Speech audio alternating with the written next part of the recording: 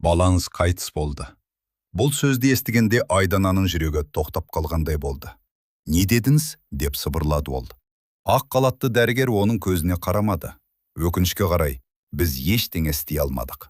Айдана төсектен тұруға тырысты, бірақ босанғаннан кейін әлсіреген денесі көтермеді. Көзіне жас толып, қолдары дірілдеді. Жоқ, өтірік айтып тұрсыздар. Мен жаңа ғана баламның жылағанын естідім. Бөлмеде үнсіздік орнады. Бірнеше минут бұрын ғана Айдана дүниеге келген ұлының әлсіз болса да анық шыққан дауысын естіген. Бір рет емес, 2 рет. Тіпті акушер әйелдім, ұл бала, құттықтаймын дегенді естіген. Ал енді оған баласының өлгенін айтып тұр. Мен баламды көремін, деді Айдана көз жасын сүртіп. Маған баламды көрсетіңіздер. Дәрігердің жүзі өзгеріп кетті. Қазір баланы көрсетуге болмайды. Неге? Баланың жағдайы өте ауыр болды. Онда мен оны қолыма алайын. Ол менің балам, мен анамын. Айдана бар күшін жинап орнынан тұрды. Баламды қайда алып кеттіңіздер? Дәрігер бір сәтке үнсіз қалды.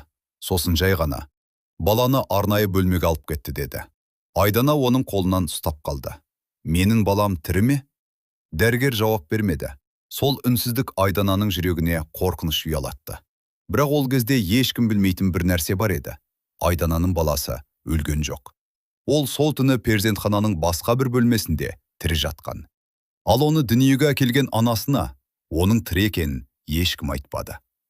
Бәрі 9 ай бұрын басталған. Айдана үшін бұл жүктілік көптен күткен арман болатын. Ол күйеуі Нұрланмен 5 жыл бірге тұрған. Олардың шаңырағында бәрі бар сияқты еді. Тек бір нәрсе жетіспейтін. Баланың күлкісі. Айдана бірнеше жыл бойы сәби сүюді армандады. Әр жолы етек-кірі кешіксе, жүрегі дүрсілдеп, мүмкін бұл жолы жүкті шығармын деп үміттенетін. Бірақ бірнеше күннен кейін тағы да көңілі қалатын. Сол себепті жүктілік туралы дәрігердің «Құттықтаймын, сіз ана боласыз» деген сөзін естіген күні Айдана жылап жіберді. Ол үйге келгенде Нұрланға бірден айтқан жоқ. Ас үйде үнсіз тұрып қалды. Нұрлан, не болды? Неге жылап тұрсың, деді алаңдап. Айдана оған кішкентай ғана қорап ұсынды. Нұрлан ашқанда ішінен нәрестенің кішкентай ақ шұлығы шықты. Ер адам бірнеше секунд үнсіз отырды. Бұл. Айдана басын изеді. Иә. Нұрланның көзіне жас келді. Ол әйелін құшақтап, ақыры, деді сыбырлап. Ақыры біз де ата-ана болады екенбіз. Сол күннен бастап олардың өмірі өзгерді. Болашақ сәбиге арнап кішкентай бөлме дайындады. Нұрлан бесікті өзі таңдады. Айдана киімдерді бір-бірлеп жинады. Кей түндері ол іштегі баласымен сөйлесетін. Балам, сен бізді ұзақ күттірдің. Қолын ішіне қойып. Қандай болсаң да, біз сені жақсы көреміз дейтін. Жүктілікте жақсы өтіп жатты. Дәрігерлер баланың дені сау екенін айтты. Айдана ұл болатынын білгенде қатты қуанды. Нұрлан, менің кішкентай жігітім келеді екен ғой, деп мәз болатын. Олар баланың атында алдын ала таңдады. Әлихан. Бірақ тағдыр олардың қуанышын дәл сол есіммен сынамақ еді. Босанатын күн жақындаған сайын Айдана мазасыздана бастады.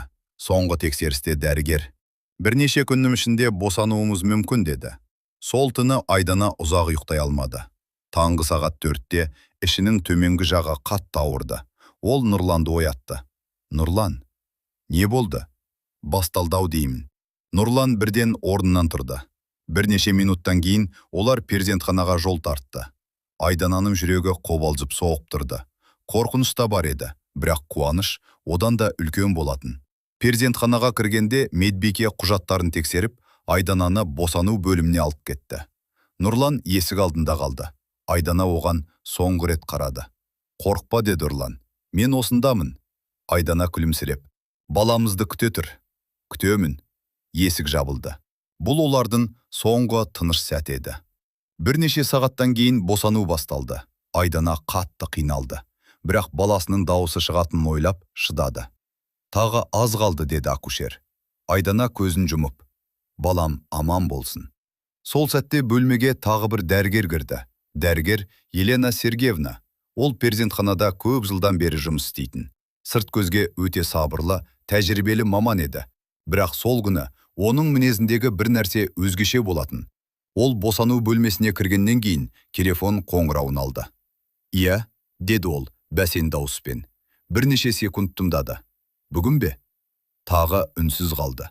Жақсы, бәрін өзім реттеймін. Телефонды өшірді. Акушер оның жүзіне қарады. Не болды? Ештеңе. Дәрігер Айданаға бұрылды. Дайынсыз ба? Айдана жылап. Баламды аман алып қалыңыздар. Алып қаламыз. Бірақ оның даусында әлдебір суықтық бар еді. Сағат 18:40-та баланың алғашқы дауысы естілді. Қатты емес, бірақ анық. Ұл бала, деді акушер. Айдананың көзінен жас ақты. Балам. Нәрестені бірнеше секунд тексерді. Бала тіреді. Жүрек соғысы қалыпты. Дені сау. Акушер оны ақ көрпеге орады. Айдана қолын созды. Маған беріңізші. Бірақ дәл сол сәтте дәрігер Елена Сергеевна, тоқтаңыз деді. Акушер таңғалды. Не болды? Дәрігер нәрестеге қарап. Баланы балалар бөліміне апарыңыз. Бірақ анасына көрсетейік? Кейін. Акушер бір сәт күмәнданды. Бірақ дәрігердің сөзін тыңдады. Нәрестені алып шығып кетті.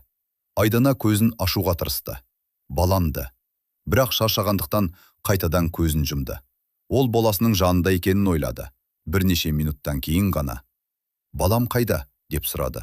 Жауап болмады. Содан кейін дәрігер оған жақындады. Айдана. Иә. Дәрігер терең дем алды. Балаңыздың жағдайы күрт нашарлады. Айдана бірден оның жүзіне қарады. Не? Біз қолдан келгеннің бәрін жасадық. Жоқ. Өкінішке қарай. Айдана басын шайқады. Жоқ. Мен оның жылағанын естідім. Ол әлсіз жылаған. Бірақ тіреді. Иә, бірақ. Айдана дәрігердің сөзін аяқтатпады. Мен баламды көргім келеді. Дәрігер үндемеді. Өтінемін. Айдананың дауысы дірілдеді. 1 минутқа болса да, маған көрсететіңіздер. Дәрігер теріс бұрылды. Баланы көруге болмайды. Айдана оның артынан қарап қалды. Сол кезде есік сыртынан біреудің асылыш жүріп кеткен дыбыс естілді. Ал дәліздің ар жағында Айдананың ұлы әлі де тіреді. Оны басқа бір әйелдің қолына беруге дайындап жатқан. Ал нәрестенің құжатында бір ғана жол өзгертілді. Анасы Айдана Қасымова деген жазудың орнына басқа әйелдің аты жазылды. Сол түні Айдананың өмірі екіге бөлінді. Бір жағында баласын жоқтап отырған ана, екінші жағында ештеңеден бейхабар күйде баласын құшағына қысып отырған бөтен әйел.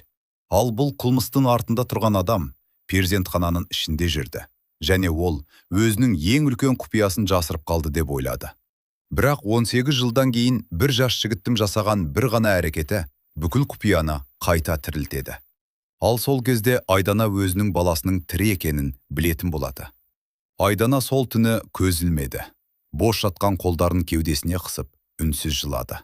Оның жанында сәбиінің кішкентай ғана көрпесі жатты. Акушер оны кейін әкеліп берген. Бұл баланың заттары еді.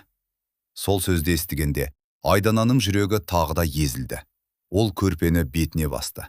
Әлі де нәрестенің иісі бар сияқты. Балам, деді ол сыбырлап.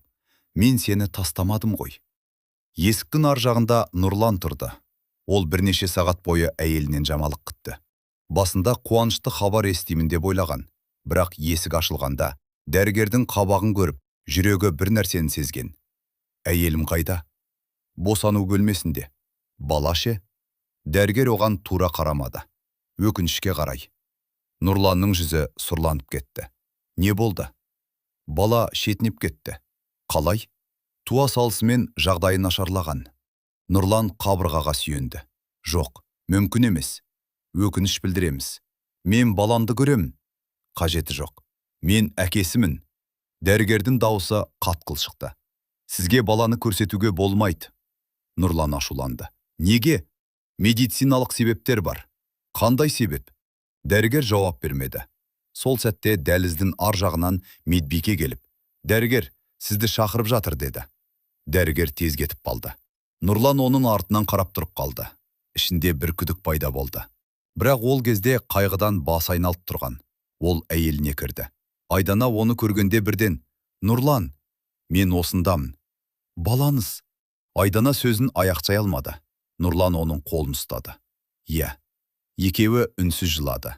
Сол түні олардың шаңырағында нәрестенің дүниеге келген күні емес, ең ауыр қайғының күні болып қалды. Таңғы сағат 6 шамасында Айдана тағы бір нәрсені есіне түсірді. Нұрлан, Не болды? Мен баламды көрдім. Нұрлан таң қалды. Қашан? Туған кезде. Қалай көрдің? Бірнеше секунд қана. Акушер оны алды. Ақ көрпеге орады. Айдананың көзі жасқа толды. Оның маңдайында кішкентай қызыл дақ бар еді. Нұрлан үнсіз қалды. Дәрігер баланы алып кеткенге дейін мен оның қолын көрдім. Саусақтары ұзын еді. Айдана. Ол жылады Нұрлан. Мен анық естідім. Дәрігер бала өлді деді. Айдана басын шайқады. Жоқ, жаным, менің балам тіреді. Бұл сөзді Айдана сеніммен айтты. Нұрлан әйеліне ұзақ қарады. Біз баланың құжаттарын сұраймыз. Иә. Ауру тарихында. Иә. Өлім туралы анықтамасында. Айдана оның қолын қатты қысты. Баламның денесінде көрем. Бірақ олар тағы бір тосын жағдайға тап болды. Бірнеше сағаттан кейін Нұрлан дәрігерден баламыздың денесін қайда алып кеттіңіздер деп сұрады. Арнайы мәйітханаға. Бізге көрсетіңіздер. Дәрігер бірден. Қазір мүмкін емес. Неге? Құжат рәсімделіп жатыр. Қандай құжат? Өлім туралы құжат. Нұрлан ашуланды. Бала жаңа ғана дүниеге келді. Қалайша барлық құжат дайын болып қалды. Дәрігер оған суық қарап. Сіз бізге күмән келтіріп тұрсыз ба? Мен баламның әкесімін. Менің сұрауға құқығым бар. Дәрігер үнсіз қалды. Сосын, кейін сөйлесеміз, деді. Нұрлан оның артынан қарап қалды. Сол күні түстен кейін Айдананы үйге шығаруға дайындады. Ол палатада жалғыз отырды. Жанында баласына арнап әкелген кішкентай киімдер жатты. Кішкентай көк көйлек, шұлық, ақ қалпақ. Бәрі дайын еді, бірақ баласы жоқ. Айдана киімдерді қолына алып, мен мұны саған кигізем деп ойладым, деп жылады. Нұрлан оны үйге алып кетті. Үйге кіргенде Айдана бірден баланың бөлмесіне барды. Бөлме дайын тұрды. Бесік, ойыншықтар, кішкентай жастық. Тіпті қабырғада «Қош келдің, Әлихан» деген жазу ілулі тұрған. Айдана сол жазуға қарап қатып қалды. Сосын, Нұрлан, иә, мұны алып тастама. Неге? Бір күні баламыз келеді. Нұрланның жүрегі ауырды. Айдана, менің балам өлген жоқ. Жаным, мен оны сеземін. Уақыт өте бастады. Бір апта өтті, 2 апта, 1 ай. Бірақ Айдана ұлын ұмыта алмады. Ол перзентханаға бірнеше рет барды. Әр барған сайын бір жауап естейтін. Бала шетінеп кеткен. Өлім себебі қандай? Тыныс жетіспеушілігі, нақты диагнозы, құжатта көрсетілген. Бала қайда жерленді? Бұл сұраққа ешкім нақты жауап бермеді. Айдана бір күні, мен баламның қабірін көремін деді. Перзентхана қызметкері оған, баланы жерлеуді аурухана өзі ұйымдастырған деді. Қайда? Бұл ақпаратты полициядан сұраңыз. Айдана аң-таң болды. Полициядан? Иә. Ол үйге келген соң Нұрланға бәрін айтты. Нұрлан бірден күдіктене бастады.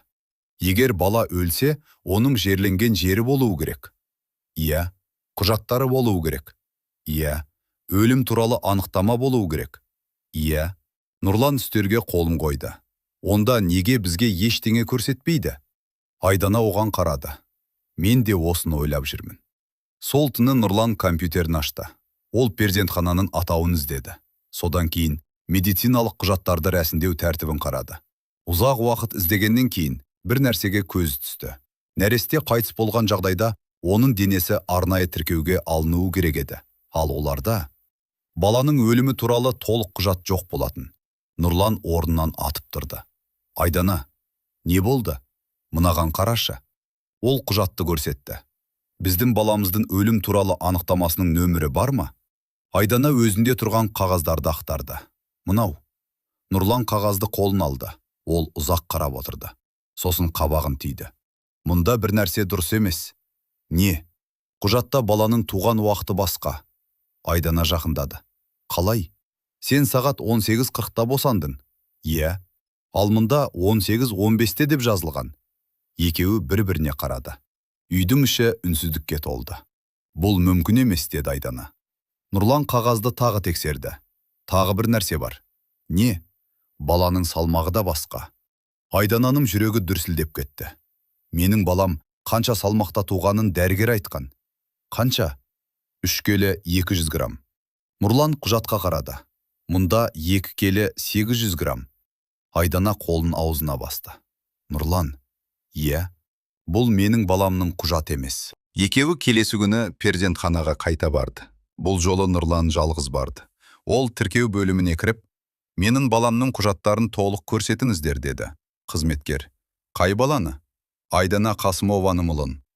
Қыз компьютерге қарады. Мұнда бала шетінеп кеткен деп тұр. Мен соны білемін. Маған толық медициналық құжат керек. Дәрігерге барыңыз. Нұрлан дәрігер Елена Сергеевнаға кірді. Мен сізбен сөйлесуім керек. Тыңдап тұрмын. Баламның құжатында қате бар. Дәрігердің жүзі бір сәтке өзгерді. Қандай қате? Туған уақыты сәйкес емес. Құжат толтыру кезінде техникалық қате кеткен шығар. Салмағы да сәйкес емес. Ол да қате болуы мүмкін. Нұрлан үстелге еңкейіп: екі қате бір уақытта қалай болады? Дәрігер үндемеді. Мен баламды көргім келеді. Ол қайтыс болды. Онда маған оның мәйітінің фотосын немесе сәйкестендіру құжатын көрсетіңіз. Дәрігер орнынан тұрды. Сіз бізге сенбейсіз. Қазір сенуге себеп қалмады. Дәрігердің жүзі бозарып кетті. Сол сәтте есік қағылды. Медбике кірді. Елена Сергеевна, не болды? Медбике дәрігерге бір қағаз ұсынды. Дәрігер оны оқыды. Бірнеше секундтан кейін: Нұрлан мырза, біз кейін сөйлесеміз деді. Бірақ Нұрлан кетпеді. Бұл не? Дәрігер қағазды қолымен жауып қалды. Ештеңе емес. Нұрлан қағаздың жоғарғы жағын ғана көріп үлгерді. Онда: нәресте, ер бала, сағат 18:40 деп жазылып тұрған. Нұрланның жүрегі дүрс етті. Ол қағазға тағы қарағысы келді. Бірақ дәрігер оны дереу бүктеп қойды. Шығыңыз. Нұрлан үнсіз сыртқа шықты. Бірақ енді оның күдігі анық сезімге айналды. Айдананың баласы өлмеген болуы мүмкін еді. Сол күні кешке Нұрлан үйге қайтып келе жатқанда телефоны шырылдады. Бейтаныс нөмір. Тыңдап тұрмын. Ар жақтан әйелдің қобалжыған дауысы естілді. Сіз Нұрлансыз ба? Иә, сіз кімсіз? Әйел бірнеше секунд үндемеді. Сосын: мен сізге бір нәрсе айтуым керек. Не туралы? Сол перзентхана туралы. Нұрланның жүрегі қатты соқты. Қандай перзентхана? Әйелдің дауысы дірілдеді. Сіздің балаңыз туралы. Нұрлан тоқтап қалды. Сіз менің баламды білесіз бе? Әйел ауыр дем алды. Мен сол түні перзентханада жұмыс істедім. Не көрдіңіз? Мен сізге телефонмен айта алмаймын. Онда қай жерде кездесеміз? Әйел біраз үнсіз қалды. Ертең таңертең, ескі саябақта. Сағат нешеде? Сағат 9-да. Неге дәл сол жерде? Әйелдің даусы одан сайын бәсеңдеді. Өйткені мені біреу бақылап жүр. Нұрланның жүрегі мұздап кетті. Кім? Бірақ әйел жауап бермеді. Телефон тұтқасының ар жағынан соңғы рет: сіздің балаңыз тірі болуы мүмкін деген сөз естілді. Содан кейін байланыс үзілді. Нұрлан бірнеше секунд телефонға қарап тұрып қалды. Үйде Айдана баласының кішкентай бөлмесінде отыр еді. Ол әлі де ұлының бір күні есіктен кіріп келетінін күтетін. Ал Нұрлан алғаш рет сол үміттің жай ғана ана жүрегінің сезімі емес екенін түсінді. Ертең ол перзентханада болған ең қорқынышты құпияның алғашқы куәгерімен кездесетін еді. Таңғы сағат 9-ға 10 минут қалғанда Нұрлан ескі саябаққа келді. Түн бойы ұйықтамаған. Әйелінің қасында отырып, болған жағдайды қайта-қайта ойлаған. Сіздің балаңыз тірі болуы мүмкін. Осы бір сөйлен оның ойын тыныштыққа жібермеді. Саябақта адам аз еді. Нұрлан айналасына қарады. Орындықтардың бірінде қоңыр пальто киген әйел отыр екен. Жасы 40-тар шамасында. Қолында қара сөмке. Ол Нұрланды көргенде орнынан тұрмады. Нұрлан жақындады. Сіз маған телефон соқтыңыз ба? Әйел айналасына қарап: ақырын сөйлеңіз. Сіз кімсіз? Менің атым Гүлнар. Перзентханада жұмыс істедіңіз бе? Иә. Нұрлан оның алдына отырды. Сол түні не болды? Гүлнардың қолдары дірілдеп тұрды. Мен сіздің балаңыздың дүниеге келгенін көрдім. Нұрланның тынысы тарылды. Балам тірі болды ма? Әйел көзін төмен түсірді. Иә. Бұл сөзді естігенде Нұрлан орнынан тұрып кете жаздады. Не дедіңіз? Бала тірі болды. Сіз оны өз көзімізбен көрдіңіз бе? Иә. Онда неге бізге өлді деді? Гүлнардың көзіне жас келді. Өйткені сол түні бір нәрсе болды. Не болды? Гүлнар жан-жағына тағы қарады. Сіздің балаңызды басқа әйелге берді. Нұрлан қатып қалды. Қандай әйелге? Мен оның атын білмеймін. Қайда кетті? Мен білмеймін. Сіз бәрін көрдіңіз ғой? Бәрін емес. Гүлнар сөмкесін ашты. Ішінен бүктелген қағаз шығарды. Мынаны сақтап жүрдім. Нұрлан қағазды алды. Бұл перзентхананың ішкі құжат еді. Онда нәрестенің туған уақыты көрсетілген. Сағат 18:40. Нұрланым жүрегі соғып кетті. Бұл менің балам ба? Иә. Қайдан білесіз? Гүлнар. Сол уақытта басқа ұл бала туған жоқ. Нұрлан көзін жұмды. Бірнеше секунд үнсіз отырды. Содан кейін, баламды кім алды? Гүлнар жауап бермеді. Айтыңыз. Мен сізге бәрін айта алмаймын. Неге? Өйткені мен қорқамын. Кімнен? Гүлнар оған тура қарады. Дәрігер Елена Сергеевнадан. Нұрлан үйге келгенде Айдана оның жүзінен бір нәрсенің болғанын бірден түсінді. Не болды? Нұрлан жауап бермеді. Нұрлан, айтшы. Ол әйелінің алдына отырып. Айдана. Иә? Сен сол түні балаңды көрдің ғой? Иә. Оның тірі екенін сездің бе? Айдананың көзіне жас толды. Иә. Нұрлан оның қолынан ұстап. Сен қателеспепсің. Айдана қатып қалды. Не дедім? Біздің баламыз тірі болған. Айдана бірнеше секунд үнсіз отырды. Сосын оның ерні дірілдей бастады. Сен қайдан білдің? Нұрлан Гүлнар берген қағазды көрсетті. Айдана қағазды қолына алды. Оның көзі туған уақытына түсті. Сағат 18:40. Бұл Гүлнар деген әйелмен кездестім. Кім ол? Сол түні перзентханада жұмыс істеген. Айдана бірден. Ол баламды көрді ме? Иә. Не деді? Нұрлан әйелмен көздеріне қарады.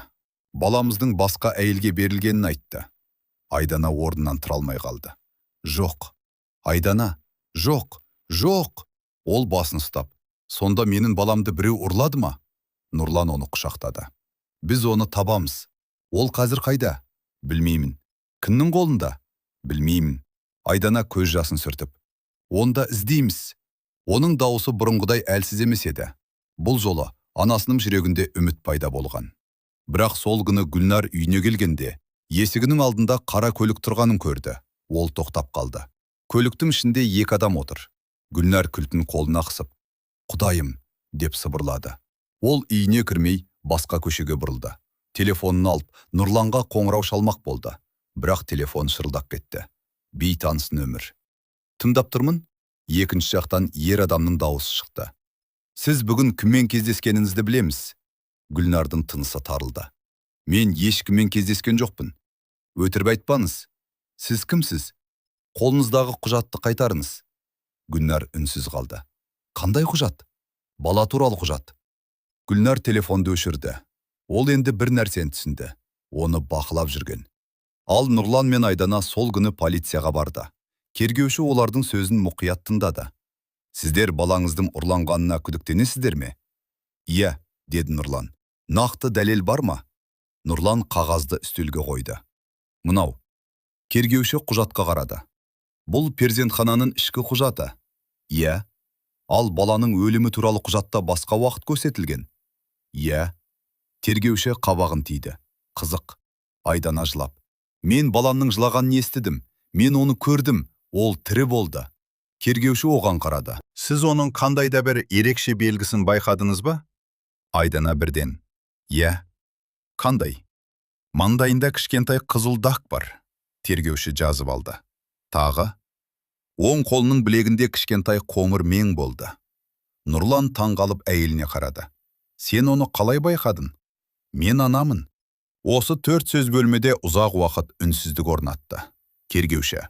Біз перзентханадан барлық құжаттарды сұратамыз, деді. Баламызды табуға көмектесіңізші, деді Айдана. Егер бала шынымен тірі туған болса, біз оның ізін табуға тырысамыз. Бірақ тергеу басталғанын естіген Елена Сергеевна бірден әрекет етті. Ол түнде үйіне келген соң сейфін ашты. Ішінен ескі папканы шығарды. Папканың ішінде 18 жыл бұрынғы құжаттар бар еді. Бір қағазды қолына алып, ұзақ қарап тұрды. Онда нәрестенің аты жөні жоқ. Тек ер бала, туған уақыты, сағат 18:40 деп жазылған. Елена оны бірнеше секунд ұстап тұрды. Сосын қағазды жыртпақ болды. Бірақ тоқтады. Оның орнына папканы қайта сейфке салды. Телефон шырылдады. Иә. Екінші жақтан әйелдің дауысы. Құжаттарды тауып жатыр. Елена үндемеді. Бізге не істеу керек? Ештеңе істемеңдер. Ал егер бала табылса, Елена көзін жұмды. Ол табылмайды. Сен бұған сенімдісің бе? Елена суық дауыспен. 18 жыл өтті. Осы кезде басқа қалада. Жасы 18-дегі жас жігіт өз бөлмесінде ескі қорапты ақтарып отырды. Оның аты Арман. Ол ата-анасынан бала кезінен бір нәрсені жиі сұрайтын. Мен қайда дүниеге келдім? Әкесі әрдайым осы қалада дейтін. Қай перзентханада? Есімде жоқ. Арман бұл жауапқа ешқашан мән бермеген. Бірақ сол күні ол қораптың ішінен ескі медициналық білезік тауып алды. Білезікте нәрестенің аты жазылған. Ер бала. Сағат 18:40. Арман қабағын тиді. Бұл не? Ол білезікті анасына көрсетті. Әйелдің қолынан ыдыс түсіп кетті. Шыны еденге шашылды. Арман таңғалып. Анашым? Әйелдің жүзі әп-сәтте бозарып кетті. Мұны қайдан таптым? Ескі қораптан. Оны маған бер. Неге? Бер дедім. Арман білезікті қолынан қыса түсті. Неге сонша қорқып тұрсыз? Әйел жылап жіберді. Арман, иә, сен мені жек көрме. Арманым жүрегі дүрс етті. Неге? Әйел бір ауыз сөз айта алмады. Ал дәл сол сәтте оның телефоны шырылдады. Экранда бір ғана есім тұрды. Елена. Әйел телефонға қарады да көз жасын сүртті. Арман бәрін түсінбесе де бір нәрсені анық сезді. Оның дүниеге келуі туралы ата-анасы оған 18 жыл бойы шындықты айтпаған. Ал дәл сол түні Айдананың қолына да бір хат келді. Хатта бар болғаны 4-ақ сөз жазылған. Ұлымыз әлі тірі. Ал хаттың төменгі жағында бір мекенжай көрсетілген. Ертең сол мекенжайға барған кезде Айдана 18 жыл бойы іздеген баласының дәл жанында тұрғанын білмейтін еді. Айдана хатты қолынан түсіріп ала жаздады. Ұлыңыз әлі тірі. Ол осы 4 сөзге қайта-қайта қарады. Бірнеше минут бойы сөйлемей отырды. Нұрлан оның қасына келді. Не болды? Айдана хатты оған ұсынды. Нұрлан оқып шыққанда жүзі өзгеріп кетті. Мұны кім жіберген? Білмеймін. Мекенжай қайда? Айдана қағаздың төменгі жағын көрсетті. Нұрлан мекенжайды оқып шықты. Бұл қаланың шетіндегі ескі аудан. Біз барамыз ба? Нұрлан бір сәт ойланып қалды. Жалғыз бармаймыз. Неге? Егер бұл шын болса, баламызды ұрлаған адамдар бізді бақылап отырған болуы мүмкін. Айдана хатты кеудесіне қысып. 18 жыл күттім. Енді бір күнде күте алмаймын. Нұрлан оның көзіне қарады. Таңертең барамыз. Жоқ, Айдана, қазір барайық. Нұрлан оның дауысындағы шешімді сезді. Жақсы, барайық.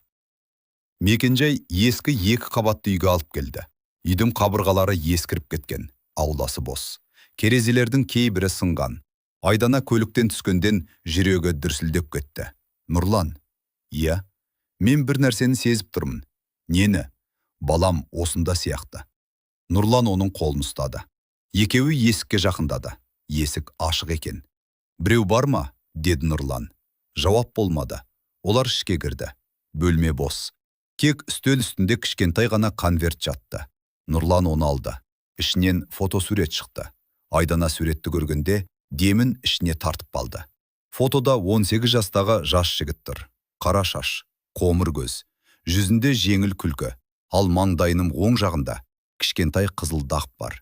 Айдананың қолы дірілдеді. Нұрлан, ол фотосуретті саусағымен сипады. Бұл, Нұрлан үнсіз қалды. Маңдайындағы белгі, иә. Айдана жылап жіберді. Бұл менің балам. Ол фотосуретті кеудесіне қысты. Бұл менің Әлиханым. Бірақ фотосуреттің артында тағы бір жазу бар еді. Нұрлан оны аударып оқыды. Оның аты қазір Арман. Айдананың көзінен жас тоқтамады. Арман. Ол есімді бірнеше рет қайталады. Менің баламның аты басқа болған. Нұрлан. Олар оның атын өзгерткен. Айдана басын шайқады. Қалайша, бір анадан баланы алып басқа атпен өсіреді. Нұрлан жауап бере алмады. Сол сәтте артқы бөлмеден дыбыс шықты. Екеуі бірден бұрылды. Кім бар? Деді Нұрлан. Есік баяу ашылды. Іштен Гүлнар шықты. Айдана оны көріп. Сіз. Гүлнардың жүзі шаршаңқайды. Мен сіздерге бәрін айтуға келдім. Неге бізге көмектесіп жүрсіз? Деді Нұрлан. Гүлнар төмен қарады. Себебі мен 18 жыл бойы үнсіз өмір сүрдім. Не үшін? Қорыққанымнан. Елена Сергеевнадан ба? Гүлнар басын изеді. Ол жалғыз емес еді. Айдана бірден: «Тағы кім бар?» Гүлнар: «Сол кезде перзентханада бірнеше адам бірге жұмыс істеген. Олар не істеді? Баласыз әйелдерге бала іздейтін адамдармен байланыс болған». Айдананың жүзі бозарып кетті. Сонда балаларды сатып отырған ба? Гүлнар көзін жұмды. Кейбір жағдай барды. Менің баламды да сатты ма? Гүлнар жауап бермеді. Бұл үнсіздік жауаптың өзі еді. Айдана орындыққа отырып қалды. Қанша ақша? Білмеймін. Кімге? Баланы алған әйелдің күйеуі бай адам болған. Аты кім? Гүлнар папкадан қағаз шығарды. Қазір оларды Серік пен Ләззат Әбілевтер деп атайды. Нұрлан қағазды алды. Ал баланың аты? Арман. Айдананың жүрегі тағы ауырды. Менің балам. Гүлнар: «Сізге бір нәрсені білу керек». Не? Балаңызды алған әйел оның өз баласы жоқ екенін ешкімге айтпаған. Неге? Өйткені ол балаға қатты мұқтаж болған. Бірақ бұл қылмысты ақтамайды. Білемін. Сол уақытта Арман өз үйінде анасының алдында отырды. «Анашым, маған шындықты айтыңыз». Ләззаттың көзі жасқа толды. «Сен нені білгің келеді? Мен қай жерде туғанмын?» Әйел үндемеді. «Менің туған анам кім?» Арман: «Мен сіздің балаңыз емеспін бе?» Бұл сұрақтан кейін бөлме іші тып-тыныш болып қалды. Ләззат жылап: «Сен менің баламсың». «Биологиялық тұрғыдан ба?» Әйел жауап бере алмады. Арманның жүрегі ауырды. «Сонда мені асырап алдыңыз ба?» Ләззат көзін жұмды. «Иә». «Қашан?» «Сен туған кезде». «Қайдан?» Ләззаттың ерні дірілдеді. «Перзентханадан». Арман орнынан тұрды. «Қай перзентхана?» Әйел жауап бермеді. «Анашым, мен сені жоғалтып алудан қорықтым. Бірақ мен сіздің балаңыз болмасам, мені қалай таптыңыз?» Ләззат жылап: «Мен сені сатып алған жоқпын». Арман қатып қалды. «Мен сатып алдым деп сұраған жоқпын». Ләззат аузын қолымен жапты. Ол өз сөзінің бәрін әшкерелеп қойған түсінді. Арманның даусы бәсеңдеді. «Сіз қазір не айттыңыз?» Әйел жылап жіберді. «Мен саған жамандық жасағым келмеді». «Менің туған анам кім?» Ләззат көзін төмен түсірді. «Оның аты Айдана». Арманның жүрегі тоқтап қалғандай болды. «Айдана кім?» «Сенің туған анаң». Арман бөлмесіне кіріп, есігін ішінен жауып алды. Ол телефонын алып, «Айдана Қасымова» деп іздеді. Бірнеше нәтижеден кейін бір әйелдің әлеуметтік желідегі сурет шықты. Арман суретке ұзақ қарады. Әйелдің көздері өзінің көздеріне ұқсайтын. Мұрын пішіні, еріннің формасы, тіпті күлген кездегі бет әлпеті. Арман телефонды қолынан түсіріп ала жаздады. Жоқ. Ол өзіне өзі сыбырлады. Бұл мүмкін емес. Бірақ дәл сол сәтте Ләззаттың телефоны қайта шырылдады. Экранда Елена Сергеевна. Ләззат қоңырауды қабылдады. «Алло?» Екінші жақтан суық дауыс шықты. «Ол бәрін білді ме?» Ләззат көз жасын сүртті. «Иә». «Не істеді?»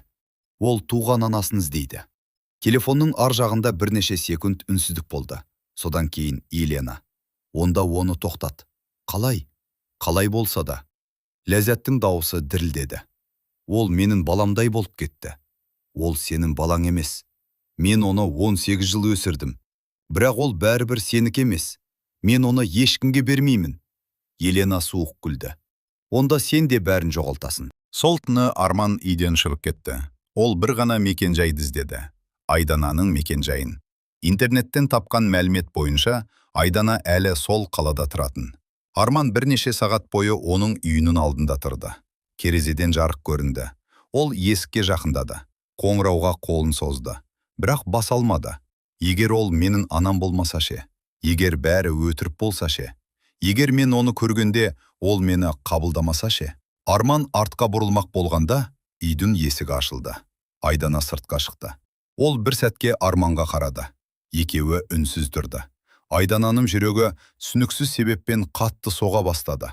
Ол жас жігіттің жүзіне қарап: «Сізге кім керек еді?» деді. Арман жауап бере алмады. Оның көзіне жас келді. «Мен...» Даусы шықпай қалды. Айдана жақындады. «Не болды, балам?» Осы балам деген бір сөз Арманның жүрегін жарып жібергендей болды. Ол сыбырлап: «Менің атым Арман». Айдана қатып қалды. «Арман?» Жас жігіт басын изеді. «Мен сізді іздеп келдім». Айдананың қолындағы телефон жерге түсіп кетті.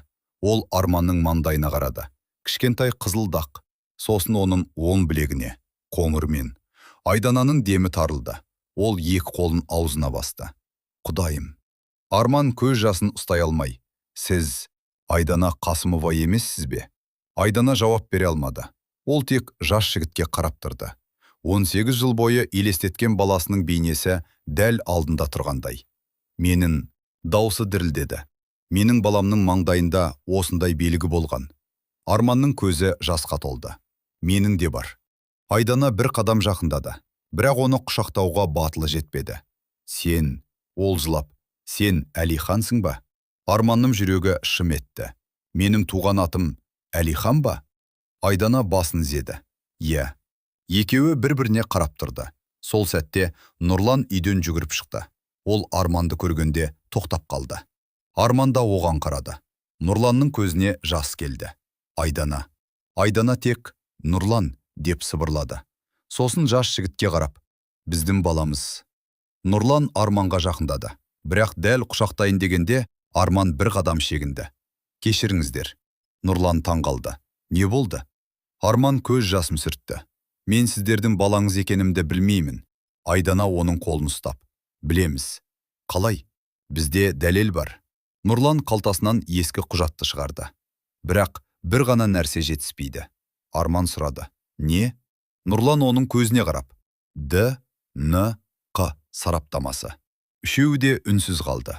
Ал сол түні олар ДНК тестіне дайындалып жатқанда Елена Сергеевнаға бір телефон келді.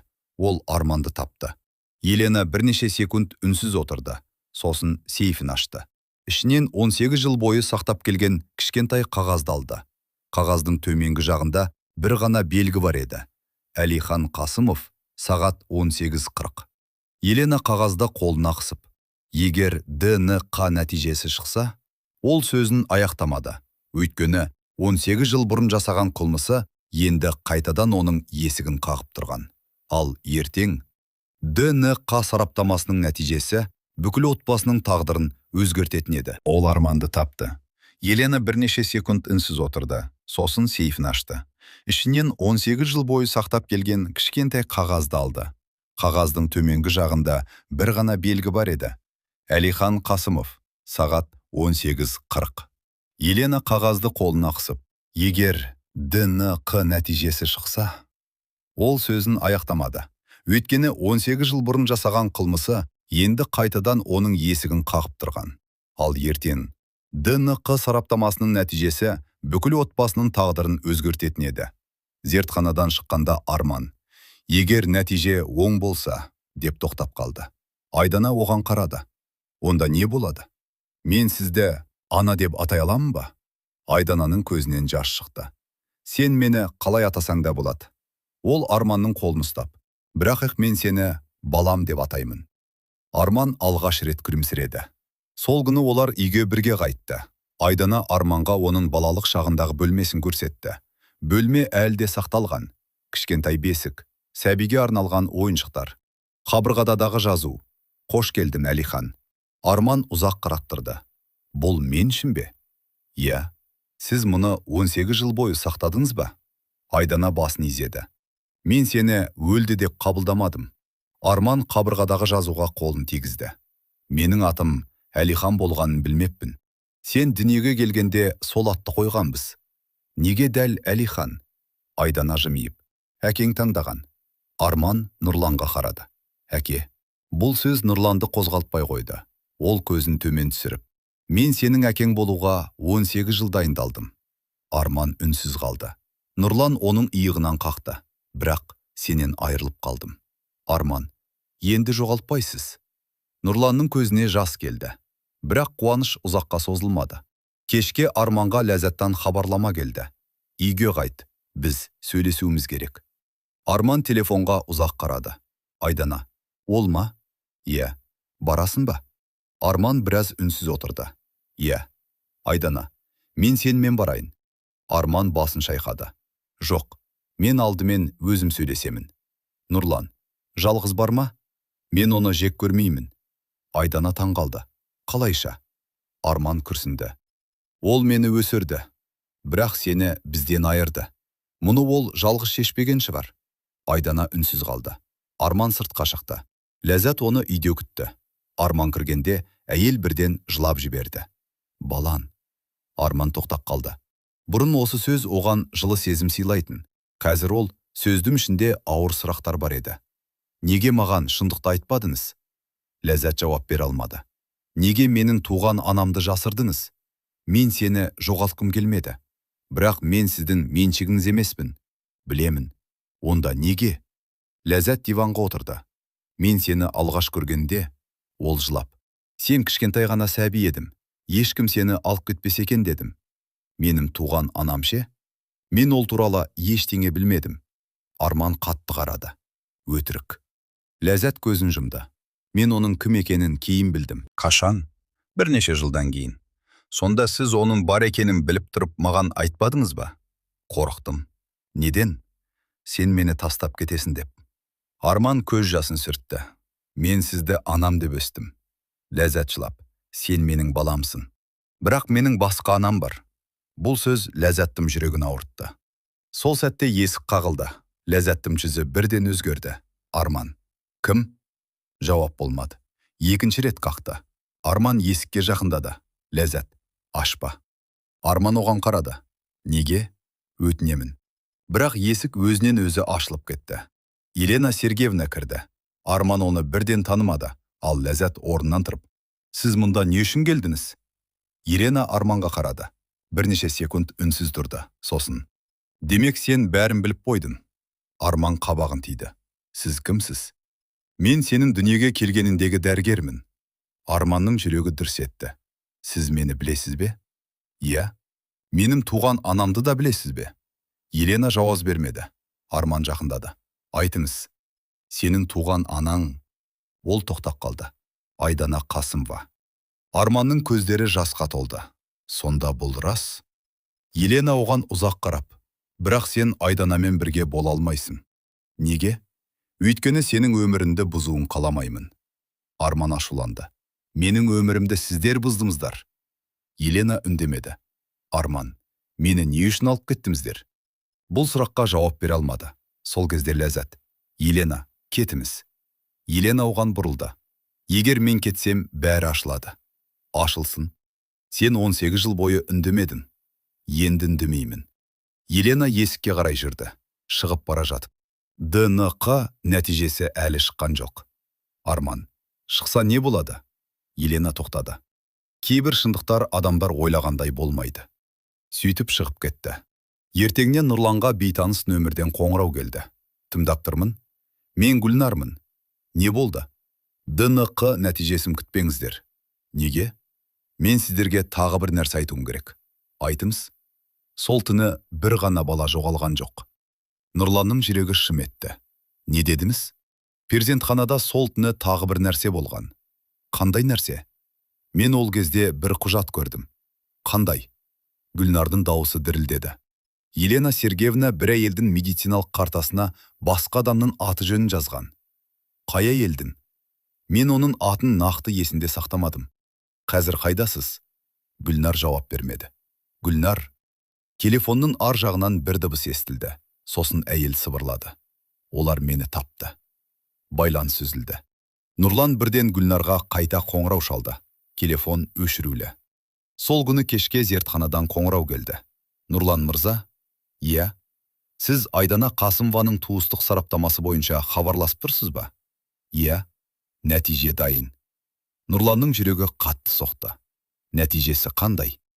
Ар жақтағы маман бірнеше секунд үнсіз қалды. Сіз бұл нәтижені жеке қабылдауыңыз керек. Айтыңыз. Ана мен бала арасындағы биологиялық туыстық. Нұрлан демін ішіне тартты. Иә, 99,99%. Нұрлан көзін жұмды. Яғни, Арман Айдананың биологиялық ұлы. Нұрлан телефонды қолынан түсіре жаздады. Ол үйге жүгіріп келді. Айдана есік алдында тұр екен. Не болды? Нұрлан оны құшақтады. Айдана, айтшы. Нұрлан жылап жіберді. Ол біздің баламыз.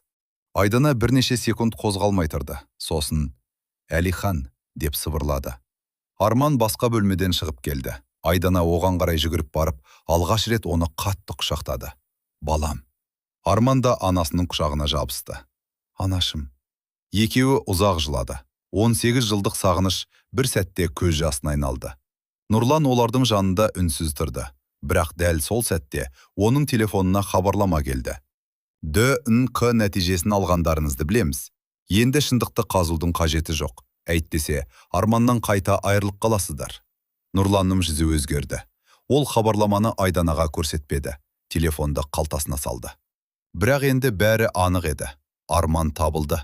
Ал енді олар оны қайтадан жоғалтып алмау керек. Өйткені 18 жыл бойы жасырылған қылмыстың артында әлде ықпалды адамдар бар еді. Ал Гүлнардың жоғалып кетуі. Сол құпияның әлдеқайда үлкен екенін көрсетіп тұрды. Келесі күні Нұрлан полицияға бармақ болған. Бірақ таңертең олардың үйінің есігінің алдына бір қорап қойылған. Ішінде 18 жыл бұрынғы перзентхана құжаттар жатыр еді. Ең үстінде бір ғана қағаз болды. Онда Елена Сергеевна жалғыз кінәлі емес деп жазылған. Ал қағаздың астында тағы 3 адамның аты жөні көрсетілген еді. Қорапты көргенде Нұрланның жүрегі дүрсілдеп кетті. Ол есіктің алдында бірнеше секунд қозғала алмай тұрды. Қорап қарапайым ғана картоннан жасалған. Бірақ оның ішінде 18 жыл бойы ешкім көрмеген құжаттар бар еді. Нұрлан қорапты үйге алып кірді. Айдана бірден. Бұл не? Білмеймін. Арман да жақындады. Нұрлан қорапты үстелге қойып, абайлап ашты. Ішінде ескі медициналық құжаттар, бірнеше фотосурет және қолмен жазылған қағаздар жатты. Ең үстіндегі қағазда Елена Сергеевна жалғыз кінәлі емес. Ал төменде 3 адамның аты жөні. Бірінші Марина Петрова, аға акушер. Екінші Виктор Соколов, перзентхананың әкімшілік қызметкері. Үшінші Ләззат Әбілова, баланы заңсыз алған әйел. Айдана Ләззаттың атын көргенде үнсіз қалды. Арман да қағазға ұзақ қарап тұрды. Демек, деді ол ақырын. Ләззат бұл іске қатысқан. Айдана оған қарады. Сен оны жек көрме. Арман ауыр күрсінді. Мен оны жек көргім келмейді. Ол сені өсірді. Бірақ мені сізден алып кетті. Бөлме ішіне ауыр тыныштық орнады. Нұрлан құжаттарды ақтара бастады. Мұна жерде тағы бір нәрсе бар. Ол ескі медициналық картаны алды. Картада Әлихан Қасымов, ер бала, туған уақыты сағат 18:40, салмағы 3 килограмм 200 грамм деп жазылған. Айдананың көзіне жас толды. Бұл менің баламның нақты құжаты. Нұрлан басын изеді. Неге бұл бізге бұрын берілмеді? Өйткені оны әдейі жасырып келген. Арман құжатты қолына алды. Бұл жерде тағы бір жазу бар. Құжаттың төменгі бұрышында қызыл сиямен белгі қойылған. Ауыстыру орындалды. Арманның қолы дірілдеп кетті. Ауыстыру деген не? Нұрланның жүзі сұрланып кетті. Сені басқа баланың орнына тіркеген болуы мүмкін. Айдана. Бірақ менің балам жалғыз туған жоқ па? Нұрлан құжаттарды ақтарды. Сол түні тағы бір ер бала дүниеге келген. Айдана аң-таң болды. Қай әйелден? Нұрлан құжаттағы аты жөнін оқыды. Ләззат Әбілова. Арманның жүрегі тоқтап қалғандай болды. Сонда ол сөзін аяқтай алмады. Нұрлан оған қарады. Ләззаттың өзі сол түні бала туған деп көрсетілген. Арман. Бірақ ол мені өз баласы деп өсірді. Дәл солай. Айдана құжатқа қарап. Сонда оның баласы қайда? Нұрлан жауап бере алмады. Сол түні полиция тергеушісі Асқар үйге келді. Ол құжаттарды көргенде таңғалды. Бұларды қайдан алдыңыздар? Есіктің алдына біреу қалдырып кеткен. Асқар қағаздарды мұқият қарап шықты. Бұл өте маңызды дәлелдер. Біз енді не істейміз? Деді Айдана. Ресми тергеу бастаймыз. Арман үнсіз отырды. Асқар оған қарап. Сен дайынсың ба? Неге? Өйткені бұл іс тек сенің туған анаңды табумен аяқталмайды. Сенің бүкіл өміріңнің тарихын қайта қарауға тура келеді. Арман басын изеді. Мен шындықты білгім келеді. Асқар. Онда біз перзентхананың сол кездегі қызметкерлерінің бәрін тексереміз. Нұрлан. Марина Петрова деген адам қазір қайда? Асқар құжатқа қарады. Ол бірнеше жылдан кейін жұмыстан кеткен. Қайда тұрады? Басқа қалада. Ал Виктор Соколов. Асқардың қабағы түйілді. Қызығы сол. Не болды? Ол перзентханадан кеткеннен кейін жеке медициналық орталық ашқан. Нұрлан, қазірде жұмыс істей ме? Иә. Айдана, біз оны табуымыз керек. Асқар басын изеді.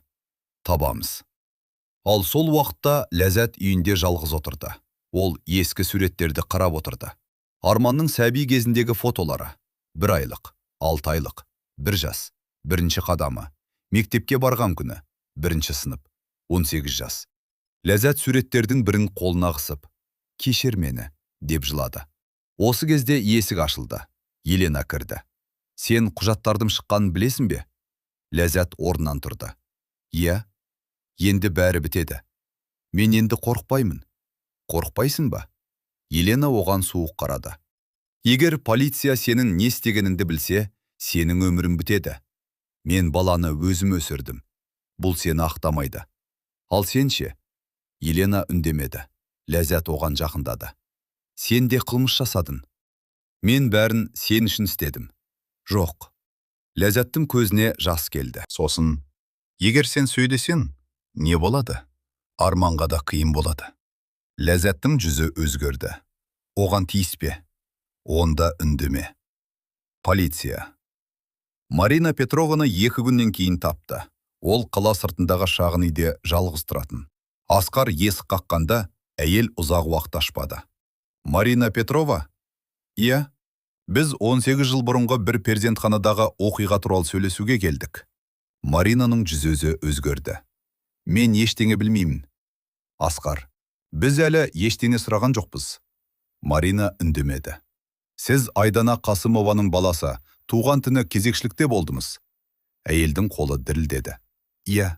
Сол түні не болды? Бала қайтыс болды. Бұл дұрыс емес. Марина оған қарады. Неге? Асқар үстелге құжат қойды. ДНК сараптамасы баланың тірі екенін дәлелдеді. Маринаның көзіне жас келді. Ол тірі? Сіз оны білдіңіз бе? Марина үнсіз қалды. Асқар, егер шындықты айтпасаңыз, жағдай қиындайды. Марина креслоға отырды. Ол бетін қолмен жапты. Мен ол түні қателестім. Қандай қателік? Мен дәрігерге сендім. Еленаға ма? Марина басын изеді. Ол маған баланы басқа бөлмеге апаруды бұйырды. Неге? Ол баланың анасы ауысат деді. Асқардың қабағы түйілді. Анасы ауысат деген не? Марина жылап. Мен оның заңсыз екенін түсінбедім. Сіз балаға не болды деп ойладыңыз? Марина біраз үнсіз қалды. Сосын, ол баланы басқа елге беру үшін құжаттарды ауыстырды. Асқар, кімге? Марина жауап берер алдында ұзақ дем алды. Ләззат Әбіловаға. Ал Ләззаттың өз баласы ше? Маринаның көзі төмен түсті. Оның баласы... Ол сөзін аяқтай алмады. Айтыңыз, ол тумаған. Асқар таңғалды. Не? Марина жылап. Ләззат сол күні босанған жоқ. Онда оның құжатында неге бала бар? Себебі Елена жалған медициналық карта жасаған. Асқар орнынан тұрды. Демек, Арманның заңды құжаттары түгел жалған? Иә. Бұл ақпарат полицияға үлкен соққы болды. Бірақ ең ауыр сұрақ әлі жауапсыз қалды. Неге Ләззатқа дәл Айдананың баласы керек болды? Асқар оның өткенін зерттей бастады. Бірнеше күннен кейін ол қызық ақпарат тапты. Ләззаттың күйеуі Серік кезінде өте бай кәсіпкер болған. Олардың бірнеше жыл бойы балалары болмаған. Бірақ бір қызық нәрсе бар еді. Серік қайтыс боларынан 2 жыл бұрын үлкен мұра қалдырған. Мұрагер ретінде құжатта Арман Серікович Әбілов деп көрсетілген. Яғни Арманда заңды мұрагер ету үшін оның дүниеге келгенін дәлелдейтін құжат қажет болған. Асқар, енді түсінікті. Нұрлан, не? Олар баланы жай ғана асырап алмаған. Неге? Серіктің мұрагері болу үшін Арманның заңды түрде олардың биологиялық баласы сияқты тіркелуі қажет болған. Айдананың жүзі бозарып кетті. Сонда менің балам? Асқар, ақша үшін пайдаланылған. Сол күні кешке Арман Ләззатқа тағы барды. Бұл жолы ол қолында бір ғана қағаз таптырды. Мен бәрін білдім. Ләззат басын көтерді. Нені? Сіз мені не үшін алғаныңызды? Ләззат жылап. Арман, ақша үшін. Жоқ, мен сізге сенгім келеді. Мен сені жақсы көрдім. Оған күмәнім жоқ. Арманның дауысы дірілдеді. Бірақ сіз мені туған анамнан алып кеткеніңізді ақтай алмайсыз. Ләззат жылап. Мен оны алғаш көргенде, не? Елена маған сенің суретіңді көрсетті. Арман қатып қалды. Менің суретімді? Иә. Сонда сіз мені алдын ала таңдадыңыз ба? Ләззат басын изеді. Иә. Арман көзін жұмды. Демек бұл кездейсоқ болған жоқ. Жоқ. Сіздер мені жоспарлап ұрладыңыздар. Ләззат жауап бере алмады. Арман есікке қарай жүрді. Бірақ шығар алдында бұрылып. Мен сізді кешіре аламын ба білмеймін. Ләззат жылап. Мен сені әлде балам деп санаймын. Арман. Мен де сізді жек көргім келмейді. Сөйтіп шығып кетті. Сол түні полицияға күттеген хабар келді. Гүлнар табылған. Ол ауруханадан табылған. Тірі. Бірақ қатты қорқып қалған. Асқар бірден ауруханаға барды. Гүлнар төсекте жатты. Сізге не болды? Гүлнар әлсіз дауыспен. Мен қашып жүрдім. Кімнен? Елена мен Виктордан. Олар сізді қорқытты ма? Иә. Неге? Гүлнар Асқарға жақындап сыбырлады. Өйткені мен олардың ең үлкен құпиясын білемін. Қандай құпия? Гүлнар көз жасын сүртті. Арманды ұрлау олардың бірінші қылмыс емес. Асқар үнсіз қалды. Тағы қанша бала? Гүлнар. Мен нақты санын білмеймін. Шамамен. Гүлнар көзін жұмды. Сосын. 18 жыл ішінде кемінде 7 бала. Асқардың жүзі өзгерді. Бұл енді бір ғана отбасының трагедиясы емес еді. Бұл ұйымдасқан қылмыс болуы мүмкін. Ал ең қорқыныштысы. Гүлнардың қолында сол 7 баланың аты жөні жазылған дәптер бар еді. Бірақ дәптерді ол үйінде қалдырған. Ал оның үйіне полиция жеткенде. Үйдің есігі ашық, ал дәптер жоқ болып шықты. Келесі күні таңертең Айданаға тағы бір белгісіз хат келді. Бұл жолы ішінде бір ғана сөйлем бар еді. Егер 7 баланың тағдырын білгіңіз келсе, бүгін түнде ескі перзентханаға жалғыз келіңіз. Ал хаттың төменгі жағында Елена Сергеевна емес, басқа адамның қолтаңбасы тұрды. Айдана хатты қолында қысып ұстап, ұзақ уақыт үнсіз отырды. Егер 7 баланың тағдырын білгіңіз келсе, бүгін түнде ескі перзентханаға жалғыз келіңіз. Төменде бір ғана белгі бар еді. М. Айдананың жүрегі дүрсілдеп кетті. Нұрлан. Не болды? Ол хатты күйеуіне берді. Нұрлан оқып шыққанда бірден басын шайқады. Бармайсың. Бірақ жоқ. Ол 7 бала туралы айтып отыр. Бұл тұзақ болуы мүмкін. Айдана көз жасын сүртті. Егер сол балалардың бірінің анасы мен сияқты 18 жыл бойы жылап жүрген болса ше. Нұрлан үнсіз қалды. Біз өз баламызды таптық деді Айдана. Енді басқа аналардың да балаларын табуға көмектесуіміз керек. Полицияға береміз. Бірақ хат жазған адам бізбен сөйлескісі келіп отыр. Нұрлан біраз ойланды. Мен сені жалғыз жібермеймін. Хатта жалғыз келсін деп жазылған. Мен алыстан бақылап тұрамын. Айдана басын зеді. Сол күні кешке Арман да хат туралы білді. Анашым, бармаңыз. Айдана оған қарап жымиып. Сен мені енді ғана таттым. Мен де сені екінші рет жоғалтқым келмейді. Онда меге тәуекел етесіз? Себебі біреудің анасы да өз баласын күтіп жүр. Арман үнсіз қалды. Нұрлан оның иығына қолын қойды. Біз сақ боламыз. Арман, мен де барам. Айдана, жоқ. Неге? Бұл сенің өміріңе қатысты емес. Арманның көзіне жас келді. Менің өмірімнің қалай басталғанын білгім келеді. Нұрлан, жақсы. Бірақ полицияға бәрін хабарлаймыз. Түнгі 11:30-да олар ескі перзентханаға жақындады.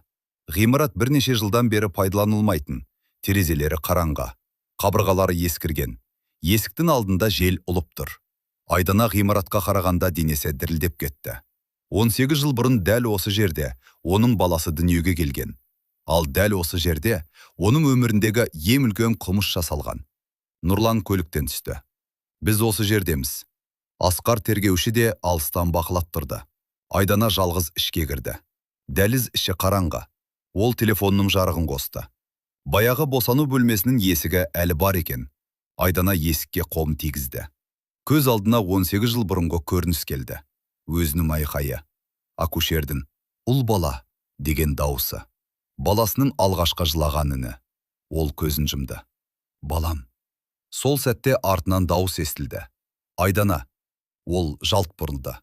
Қараңғыда бір әйел тұр. Сіз кімсіз? Әйел жарыққа шықты. Бұл Марина Петрова еді. Айдана оны алғаш көрді. Сіз, сіз сол түні болғансыз. Марина басын изеді. Мен сізге бәрін айтып үлгермедім. Нені? Марина қолындағы папканы ұсынды. Мұнан алыңыз. Айдана папканы ашты. Ішінде бірнеше адамның аты жөні, жылдар, туған күндер, перзентхана нөмірлері. Айдананың көзі бір жазуға түсті. Нөмір 1, 2008 жыл. Келесі, нөмір 2, 2010 жыл. Тағы, нөмір 3, 2011 жыл. Барлығы 7 жазба. Айдананың қолы дірілдеді. Бұлар кімдер? Марина.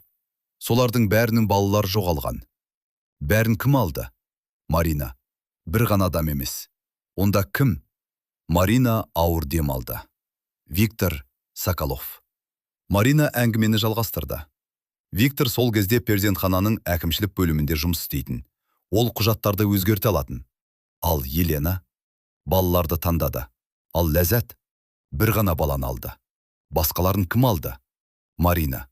Әртүрлі адамдар. Айдананың жүрегі ауырды. Сонда балалар сатылды ма? Марина басын изеді.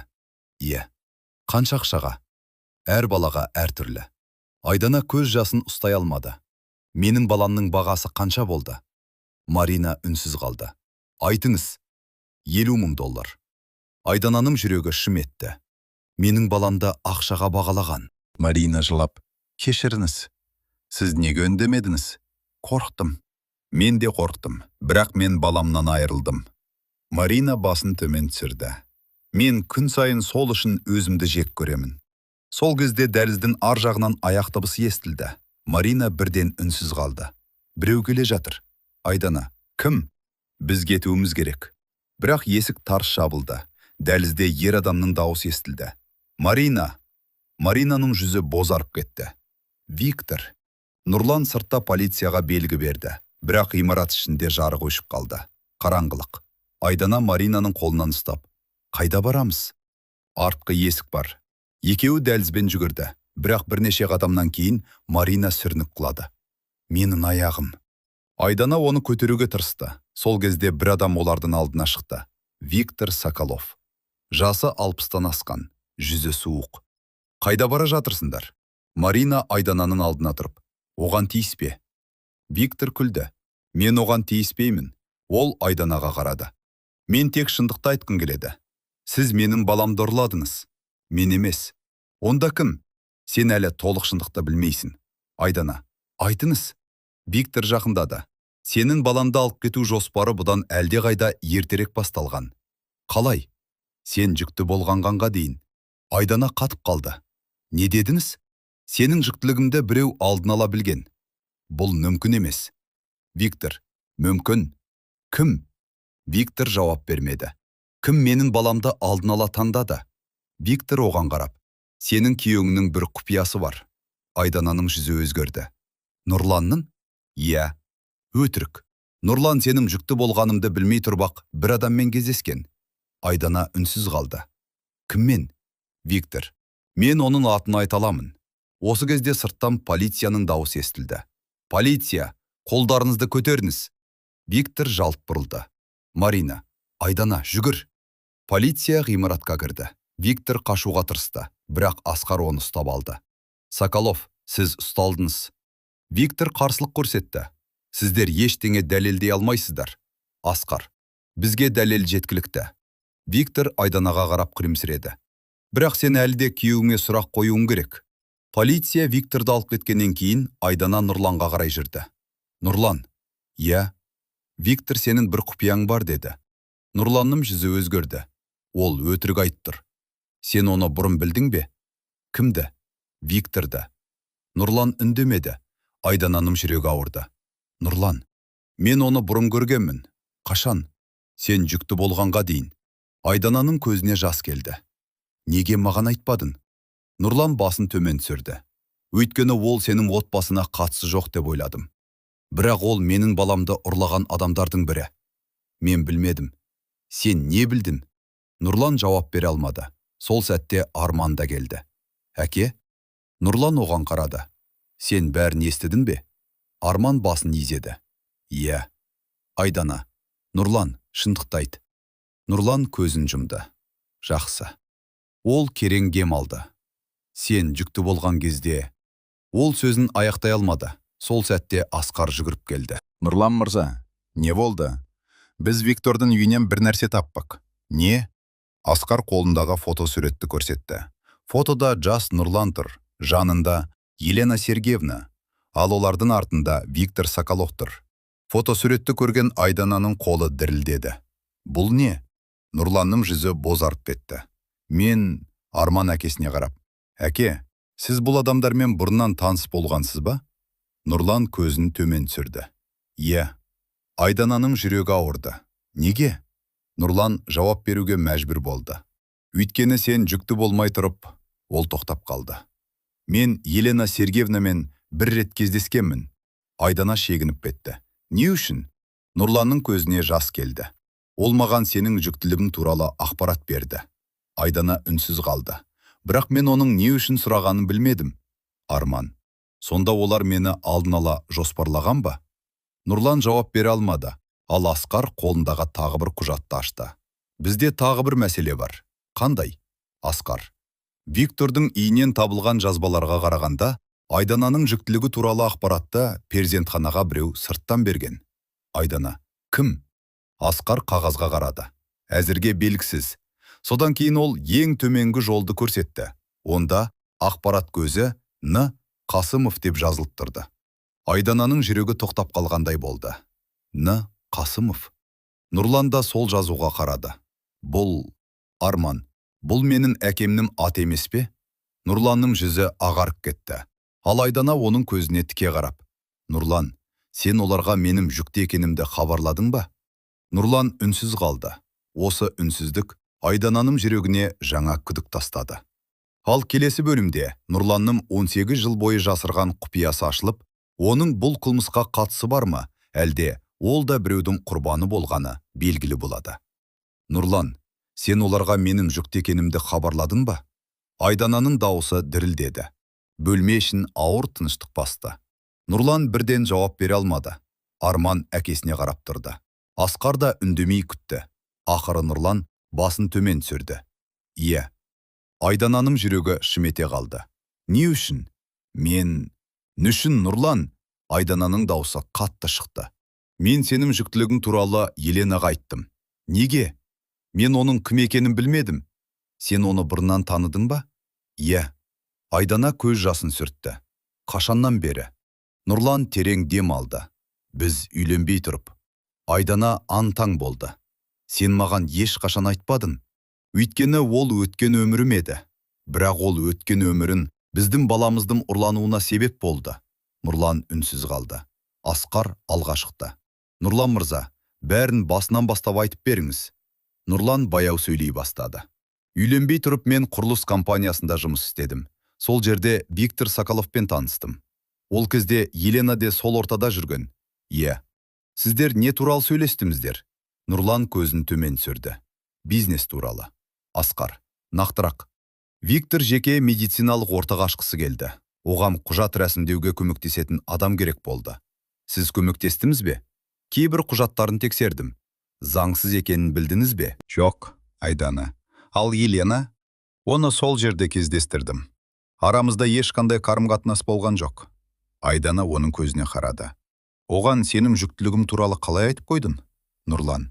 Сенің жүктілігіңнің алғашқы айларында мен қатты қуандым. Иә. Бір күні Елена кездейсоқ кездесіп қалды. Қалайсың деп сұрады. Мен де ойланбастан жақсымын, әйелім жүкті дедім.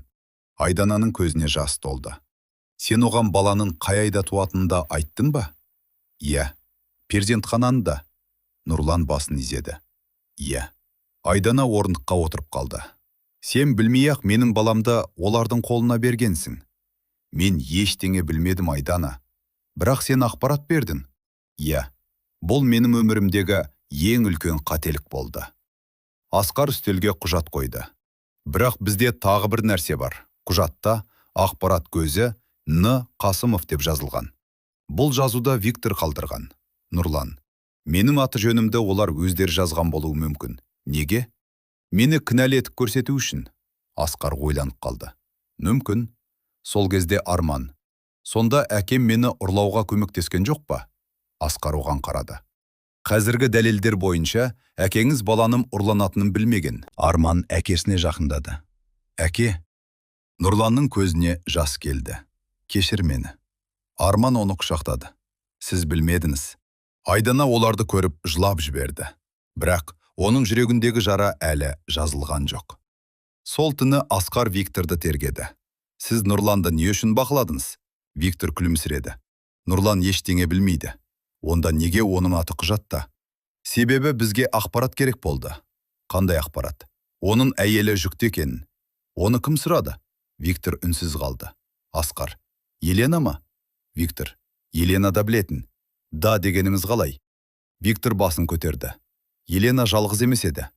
Тағы кім? Виктор күлді. Сендер бәрібір оны табасыңдар. Кімді? Виктор еңкейіп. Балаларды сатып алушылардың басшысын. Асқардың қабағы түйілді. Оның аты кім? Виктор жауап бермеді. Айтыңыз. Мен ол адамның атын айтсам, менің өмірім қауіпте. Сіз қазірдің өзінде қамаудасыз. Виктор суық жымиды. Түрме мен өлімнің айырмашылығы бар. Келесі күні полиция Виктордың қоймасынан тағы бір қорап тапты. Ішінде 7 баланың құжаттары. Әр баланың аты жөні. Туған күні, туған жері, жаңа ата-анасының аты және ақша сомасы.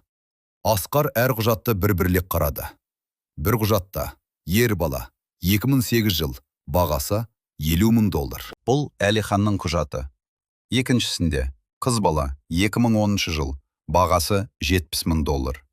Үшіншісінде ер бала 2011 жыл, бағасы $60,000. Асқардың жүрегі ауырды. 7 бала. Бірақ ең төменгі жерде тағы бір жол бар еді. Барлығы 7 бала, төлем қабылданды. Асқар құжатты суретке түсірді.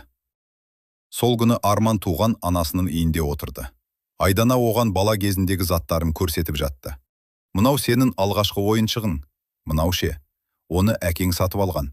Ал мына киім, сен оны бір-ақ рет кигенсің. Арман әр затты қолына алып көрді. Ол үшін бұл жай ғана заттар емес еді. Бұл өзінің жоғалған балалық шағының бөлшектері. Бір кезде Айдана шкафтан кішкентай көк көрпе шығарды. Мынаны саған берген. Арман көрпені қолына алды. Ол бір сәтке үнсіз қалды. Менің есімде жоқ. Айдана, сен ол кезде бірнеше сағаттық сәби едім. Арман көрпені бетіне жақындатты. Сіздің иісіңіз қалған сияқты. Айдана жылап жіберді. Балам. Арман оны құшақтады. Бірақ дәл сол кезде Нұрланның телефонына хабарлама келді. Ескі перзентханадағы соңғы бөлмеге қара. Нұрлан бірден Асқарға хабарласты. Олар кешке сол жерге барды. Ғимараттың ең соңындағы бөлме бұрын қойма болған. Еденнің астынан жасырын темір жәшік табылды. Ішінде ескі кассеталар, құжаттар және бір видеокассета. Асқар, мұнда не бар? Нұрлан, білмеймін. Олар кассетаны тауып, ескі құрылғы арқылы іске қосты. Экранда 18 жыл бұрынғы перзентхана көрінді. Бөлме, дәліз, акушерлер. Содан кейін Айдананың босану бөлмесі. Айдана бейнені көргенде көзін жұмып қалды. Экранда кішкентай сәби көрінді. Оны акушер қолын алған. Нәресте жылап жатыр. Айдананың жүрегі тоқтап қалғандай болды. Бұл Асқар. Иә, экрандағы бала Әлихан. Ол тірі. Сосын кадрға Елена кірді. Ол нәрестені алып, баланы басқа бөлімге апарыңыз деді. Кадр ары қарай жалғасты. Бірнеше минуттан кейін Ләззат пайда болды. Ол баланы қолына алды. Ал Елена оған, енді бұл сенің балаң деді. Айдана жылап. Олар оны сол жерде алып кетті. Бірақ видеоның соңында күтпеген нәрсе болды. Елена камераға қарап қалғандай болды. Ол бір сәтке тоқтап. Бізге баланы берген адамға айт. Ақша дайын, деп біреуге сөйледі. Асқар видеоны тоқтатты. Баланы берген адам кім? Нұрлан. Біз оны табуымыз керек. Видеоның келесі бөлігін қосты. Экранда есік ашылды. Ішке бір ер адам кірді. Оның беті анық көрінбеді. Бірақ дауысы естілді. Бәрі дайын ба? Елена. Ер адам. Нұрланға ештеңе айтпадыңыздар ма? Айдананың жүрегі дүрс етті. Нұрлан? Ер адам жалғастырды. Егер ол білсе, бәрі бұзылады. Елена. Ол ештеңе білмейді. Ер адам. Жақсы. Сол кезде ер адам камераға бұрылды. Жүзі анық көрінді. Нұрланның өңі қашып кетті. Айдана экранға жақындады. Бұл Арман. Кімді таныдыңыз? Нұрланның дауысы шықпай қалды. Нұрлан мырза, сіз бұл адамды танисыз ба? Нұрлан көзін жұмды, сосын. Иә. Кім? Нұрлан ауыр дем алды. Бұл менің ағам Бекзат. Бөлме іші үнсіз қалды. Айдана күйеуіне қарады. Сенің ағаң ба? Иә. Ол қазір қайда? Нұрлан басын төмен түсірді. Ол 15 жыл бұрын қайтыс болды деп ойлағанбыз. Асқардың жүзі өзгерді. Қайтыс болды деп ойлағанбыз деген не? Нұрлан жауап бермеді. Сол сәтте видеода Бекзаттың соңғы сөзі естілді. Бұл бала бізге өте қымбатқа түседі, бірақ оның әкесінің өзі ештеңе білмейді. Экран қарая түсті резидент. Ал Нұрланның өмірінде 15 жыл бойы жасырылып келген тағы бір құпия ашылды. Бекзат өлмеген болуы мүмкін еді, ал егер ол тірі болса. Әлиханды ұрлау жоспарының ең жоғарғы деңгейінде тұрған адам дәл сол болуы мүмкін еді. Экран қарая түскеннен кейін бөлмеде ешкім сөйлемеді. Айдана Нұрланға қараттырды. Сенің ағаң? Нұрлан басын төмен түсірді. Иә. Ол біздің баламызды ұрлауға қатысқан. Мен білмедім. Бірақ сен оның өлгенін айттым. Нұрлан ауыр дем алды. Мен оны 15 жылдан бері өлді деп ойлап келдім. Асқар бірден. Неге? Нұрлан біраз үнсіз қалды. Бекзат менің ағам. Жас кезімізде өте жақын едік. Бірақ кейін оның мінезі өзгерді. Ол ақшаға қатты қызығатын болды. Қарызға кірді. Бірнеше күмәнді адамдармен араласты. Қандай адамдар? Білмеймін. Ал оның жоғалуы. Бір күні көлік апатына түсті деген хабар келді. Денесі табылды ма? Нұрлан басын шайқады. Жоқ. Асқардың қабағы түйілді. Онда неге өлді деп ойладыңыз? Көлігі өзенге құлап кеткен. Ішінен оның жеке заттары табылған. Бірақ денесі табылмаған. Иә. Асқар үнсіз қалды. Демек, Бекзаттың тірі қалу мүмкіндігі әрқашан болған. Нұрлан. Мен оны іздедім. Бірақ еш жерден таппадым. Айдананың дауысы бәсең шықты. Ал ол бізге сонша жақын жерде жүріпті. Келесі күні полиция Бекзат туралы толық іздеу бастады. Оның ескі құжаттары қаралды. Банк шоттары, телефон нөмірлері, ескі таныстары. Бірақ 15 жыл ішінде ешқандай ресми із қалмаған. Сол кезде Асқар бір қызық нәрсе тапты. Нұрлан мырза. Иә. Бекзаттың атымен тіркелген соңғы банк операциясы сіздің балаңыз дүниеге келгеннен кейін 3 күн өткен соң жасалған. Нұрлан аң-таң болды. Не? Демек ол сол кезде тірі болған. Қайда ақша жіберілген? Асқар. Шетелдегі шотқа. Қай ел? Түркия. Нұрланның жүрегі дүрсілдеді. Содан кейін шот жабылған. Айдана. Біздің баламызды ұрлағаннан кейін ол ақша алған. Асқар басын изеді. Бұл өте маңызды дәлел. Сол күні кешке Арман әкесіне келді. Әке? Иә балам. Бекзат аға мені не үшін ұрлады? Нұрлан біраз үнсіз қалды. Ақша үшін болуы мүмкін. Бірақ мені неге таңдады? Сенің дүниеге келетін күнімді олар алдын ала білген. Неге? Нұрлан. Менің ағам перзентханадағы адамдармен байланыста болған. Арманның жүзі қатайып кетті. Демек, мені әдейі таңдаған. Иә. Сонда менің бүкіл өмірім. Ол сөзін аяқтай алмады. Нұрлан ұлының иығына қолын қойды. Арман көз жасын сүртті. Мен оларды кешіргім келмейді. Кешіру міндет емес. Бірақ мен шындықты соңына дейін білгім келеді. Білеміз. Сол түні белгісіз нөмірден қоңырау келді. Нұрлан телефонды алды. Тыңдап тұрмын. Бірнеше секунд үнсіздік. Сосын ер адамның дауысы. Сен Бекзатты іздеп жүрсің. Нұрлан бірден. Сіз кімсіз? Оның қайда екенін білгің келсе, жалғыз кел. Қайда? Ескі вокзал. Қай уақытта? Түнгі 12-де. Нұрлан. Неге сізге сенуім керек? Ер адам күлді. Өйткені мен саған Бекзаттың тірі екенін дәлелдей аламын. Байланыс үзілді. Нұрлан бірден Асқарда хабарласты. Маған қоңырау келді. Не деді? Бекзат тірі болуы мүмкін. Асқар. Жалғыз бармаңыз. Бармаймын. Түнгі 12-де ескі вокзал маңы бос еді. Нұрлан мен Асқар алыстан бақылап тұрды. Бірнеше минуттан кейін қара көлік келді. Ішінен ер адам түсті. Жасы 50-лер шамасында. Ол айналасына қарап. Нұрлан. Нұрлан жақындады. Бекзат қайда? Ер адам қалтасынан ескі сурет шығарды. Суретте Бекзат тұр. Бірақ сурет 15 жыл бұрынғы емес, жақында түсірілген. Нұрланның тынысы тарылды. Бұл, Ол қайда? Ер адам. Оны табу оңай емес. Маған оның мекен-жайын бер. Алдымен ақша. Асқар бірден. Қандай ақша? Ер адам полицияны көріп шегінді. Сендер полицияны ертесіңдер деп ойламадым. Ол көлікке қарай жүгірді. Асқар артынан барды. Бірақ көлік тез кетіп қалды. Нұрлан суретті қолында ұстап қалды. Суреттің артында бір мекен-жай жазылған. Стамбул. Полиция халықаралық іздеу жариялауға дайындала бастады. Бірақ дәл сол күні күтпеген хабар келді. Түркиядағы шоттың иесі анықталды. Ол Бекзаттың атына тіркелмеген. Бірақ ақша сол шотқа түскен. Шот иесінің аты Рашид Керимов. Асқар. Бұл адамды біз бұрыннан іздегенбіз. Нұрлан. Ол кім? Балаларды заңсыз асырап алу желісіне қатысы бар деген күдік болған. Айдана. Демек Бекзат сол адаммен жұмыс істеген. Асқар. Сол уақытта Ләззат Еленаға тағы барды. Мен енді бәрін полицияға айтамын. Елена оған суық қарады. Айт. Не? Айта бер. Неге қорықпайсың? Елена. Өйткені сендер Бекзаттың кім екенін білмейсіңдер.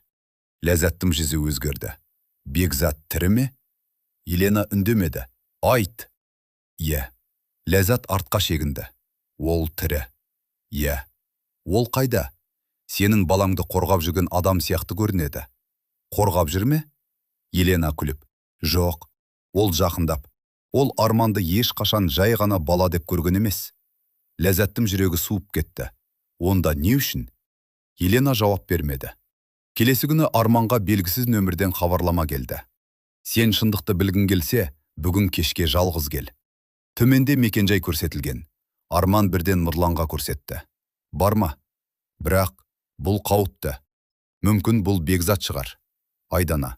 Сен жалғыз бармайсың. Арман. Мен сіздерді қайта қауіпке тыққым келмейді. Нұрлан. Сен менің баламсың. Біз бірге барамыз. Көрсетілген мекенжай қаланың сыртындағы ескі қойма еді.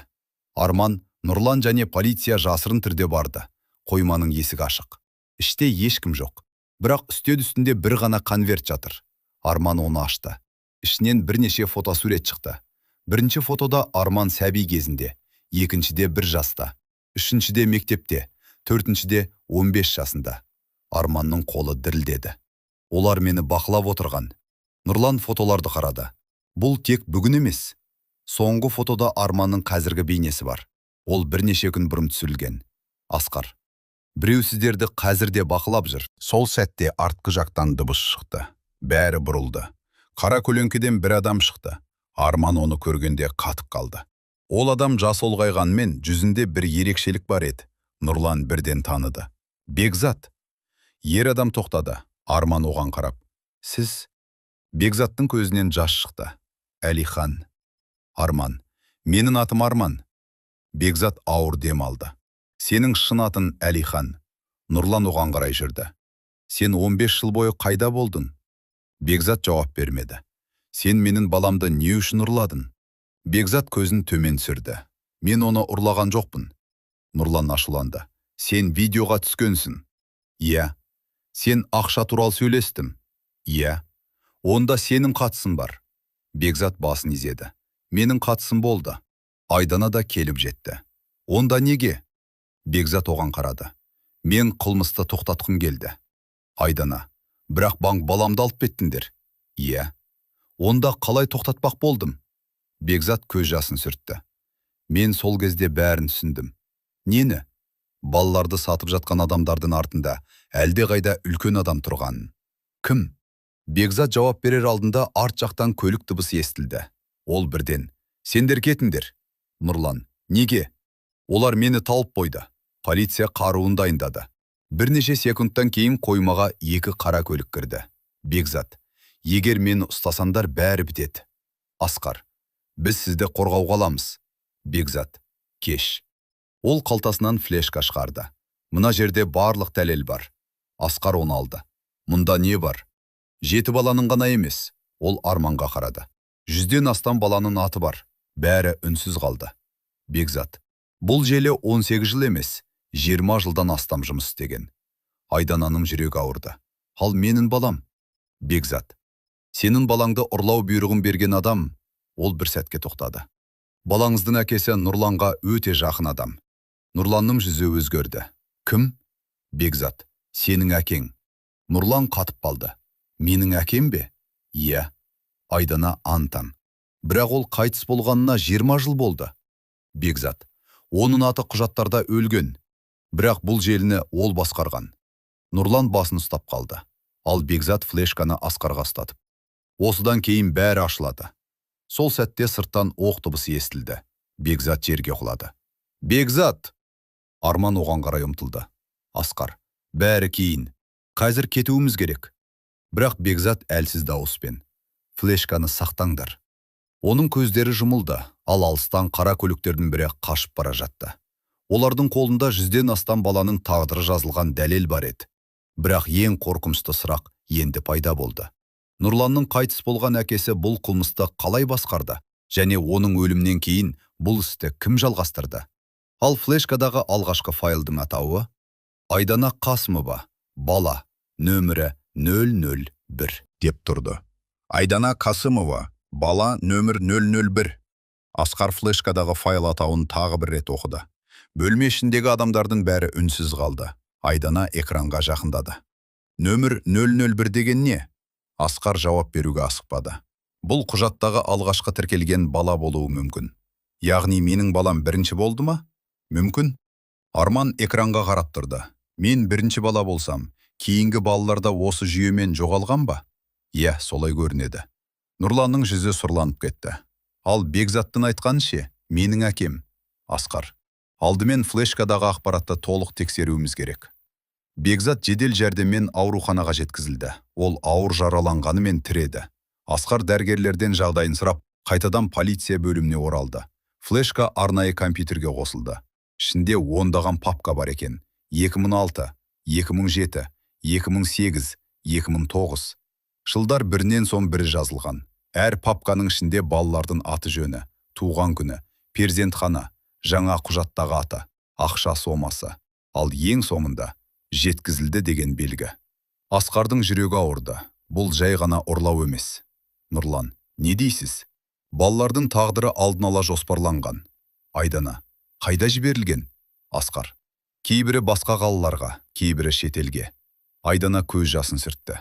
Сонда қанша ана баласын жоғалтқанын да білмей өмір сүріп жүр. Өкінішке қарай солай болуы мүмкін. Арман жұдырығын қысты. Біз оларды табуымыз керек. Бірінші файл ашылды. Бала нөмір 001. Әлихан. Төменде Айдананың аты жөні, ал одан кейін бір жол. Тапсырыс беруші. С. Қасымов. Нұрлан экранға жақындады. С. Қасымов. Асқар. Бұл сіздің әкеңіздің аты ма? Нұрлан басын изеді. Серік Қасымов. Айдана оғам қарады. Сенің әкеңнің аты Серік еді ғой? Иә. Ол мені танитын ба? Иә. Мен жүкті болғанымды қайдан білді? Нұрлан үндемеді. Асқар. Бұл сұрақтың жауабы өте маңызды. Нұрлан орындыққа отырды. Әкем менің отбасының өміріне көп араласатын. Нақты қалай? Ол менің кіммен жүргенімді, қайда жұмыс істейтінімді бәрін білетін. Айдана. Бірақ ол менің баламды не үшін ұрлатқысы келді? Нұрлан басын шайқады. Білмеймін. Келесі файл ашылды. Онда Серік Қасымовтың бірнеше төлемі көрсетілген. Бірақ ең соңғы төлемнің датасы ерекше еді. Баланың дүниеге келгеннен 3 күн бұрын. Асқар. Демек, жоспар бала туылмай тұрып жасалған. Айдана. Бірақ не үшін? Арман. Мүмкін, олар менің дүниеге келетінімді білген. Нұрлан. Бірақ қалай? Асқар. Жүктілік туралы ақпаратты біреу берген. Барлығы бір-біріне қарады. Сол сәтте Нұрланның телефоны шырылдады. Бекзаттың ауруханасынан. Тыңдап тұрмын. Дәрігердің дауысы естілді. Нұрлан мырза, Бекзат есін жіді. Мен қазір барамын. Ауруханада Бекзат әлсіз күйде жатты. Нұрлан оның жанына отырды. Аға, Бекзат көзін ашты. Сен келдің бе? Иә, флешка. Бізде. Бекзат жеңіл дем алды. Жақсы. Нұрлан, әкемнің бұл іске қатысы бар ма? Бекзат көзін жұмды. Бірнеше секундтан кейін. Иә. Нұрланның көзіне жас толды. Неге? Айдананың жүзі өзгерді. Не? Мен оны ләззатқа бермей басқа жерге апарғым келді. Қайда? Бекзат. Бірақ Елена мен Виктор мені тоқтатты. Айдана. Сонда сен менің баламды құтқармақ болдың ба? Бекзат. Иә. Бірақ ол бәрібір ләззаттың қолына түсті. Өйткені мені ұстап алды. Нұрлан. Сол түні не болды? Бекзат. Мен баланы алып шыққан кезде көлікке отырдым, бірақ Виктор мені қуып жетті. Одан кейін мен баланы қайтадан перзентханаға апаруға мәжбүр болдым. Айдананың көзінен жас ақты. Сонда сен де оны құтқара алмадың. Бекзат. Иә. Ол көзін жұмды. Бұл менің өмірімдегі ең үлкен өкініш. Арман үнсіз тыңдап тұрған. Ол кенет. Аға? Бекзат көзін ашты. Иә. Сіз мені сол түні көрдіңіз бе? Иә. Мен жылап жаттым ба? Бекзат жымиып. Иә. Сіз мені қолымызға алдыңыз ба? Иә. Арманның көзіне жас толды. Сонда мені алғаш қолыма алған адамдардың бірі сізсіз. Бекзат. Иә. Неге мені құтқара алмадыңыз? Бекзаттың көзінен жас шықты. Себебі мен қорқақ болдым. Арман басын шайқады. Сіз бәрібір тырысыпсыз. Бекзат оның қолын ұстады. Сен мені кешірмеуге толық құқығың бар. Арман. Мен сізді қазір жек көре алмаймын. Сол кезде Асқар асығыс кірді. Бізде жаңа ақпарат бар. Не болды? Деді Нұрлан. Асқар қолындағы құжатты көрсетті. Серік Қасымовтың өлімі туралы іс қайта қаралады. Нұрлан антан. Неге? Оның өлімі жол апаты деп тіркелген. Иә. Бірақ сараптамада бір сәйкессіздік бар. Қандай? Көліктегі адам Серік Қасымов болуы мүмкін. Бірақ ДНК сараптамасы жүргізілмеген. Нұрлан орнынан тұрып кетті. Сонда сіздің әкеңізде өлімін қолдан жасаған болуы мүмкін. Бөлмеде бәрі үнсіз қалды. Нұрлан. Бірақ оның қабірі бар. Қабір бар. Денесі? Бұрынғы құжаттарда танылмаған дене деп жазылған. Нұрланның жүзі бозарып кетті. Демек, әкем тірі болуы мүмкін. Сол түні полиция Серік Қасымовтың қабірін ашуға рұқсат алды. Қабірдің ішіндегі сүйектерден сараптама жасалды. Нәтиже бірнеше күннен кейін шықты. Асқар Нұрланға қоңырау шалды. Нұрлан мырза. Иә? Сараптама дайын. Бұл менің әкем бе? Ұзақ үнсіздік. Сосын Асқар. Жоқ. Нұрланның тынысы тарылды. Не? Қабірдегі адамның Серік Қасымовқа қатысы жоқ. Нұрланның қолы дірілдеп кетті. Сонда ол тірі? Иә. Сол сәтте Айдананың телефонына белгісіз нөмірден хабарлама келді. Сіздер мені іздеп жатырсыздар. Екінші хабарлама бірден келді. Бірақ мен де сіздерді іздеп жүрмін. Үшінші. Әлиханның шын әкесі кім екенін білгіңіз келсе, ертең таңертең сағат 10:00-де ескі вокзалға келіңіз. Айдананың жүрегі тоқтап қалғандай болды. Әлиханның шын әкесі? Нұрлан. Не айтып тұр? Айдана телефонын көрсетті. Нұрлан хабарламаны оқыды. Бұл мүмкін емес. Арман. Неге? Нұрлан жауап бере алмады. Өйткені Айдана екеуі осы уақытқа дейін бір нәрсені ешқашан күмәнға салмаған. Арман. Олардың ортақ баласы еді. Бірақ хабарламада Әлиханның шын әкесі кім екенін білгіңіз келсе, деп жазылған. Ал бірнеше минуттан кейін белгісіз нөмірден тағы бір сурет келді. Суретте жас Айдана тұр. Оның жанында Нұрлан емес, басқа ер адам тұрған.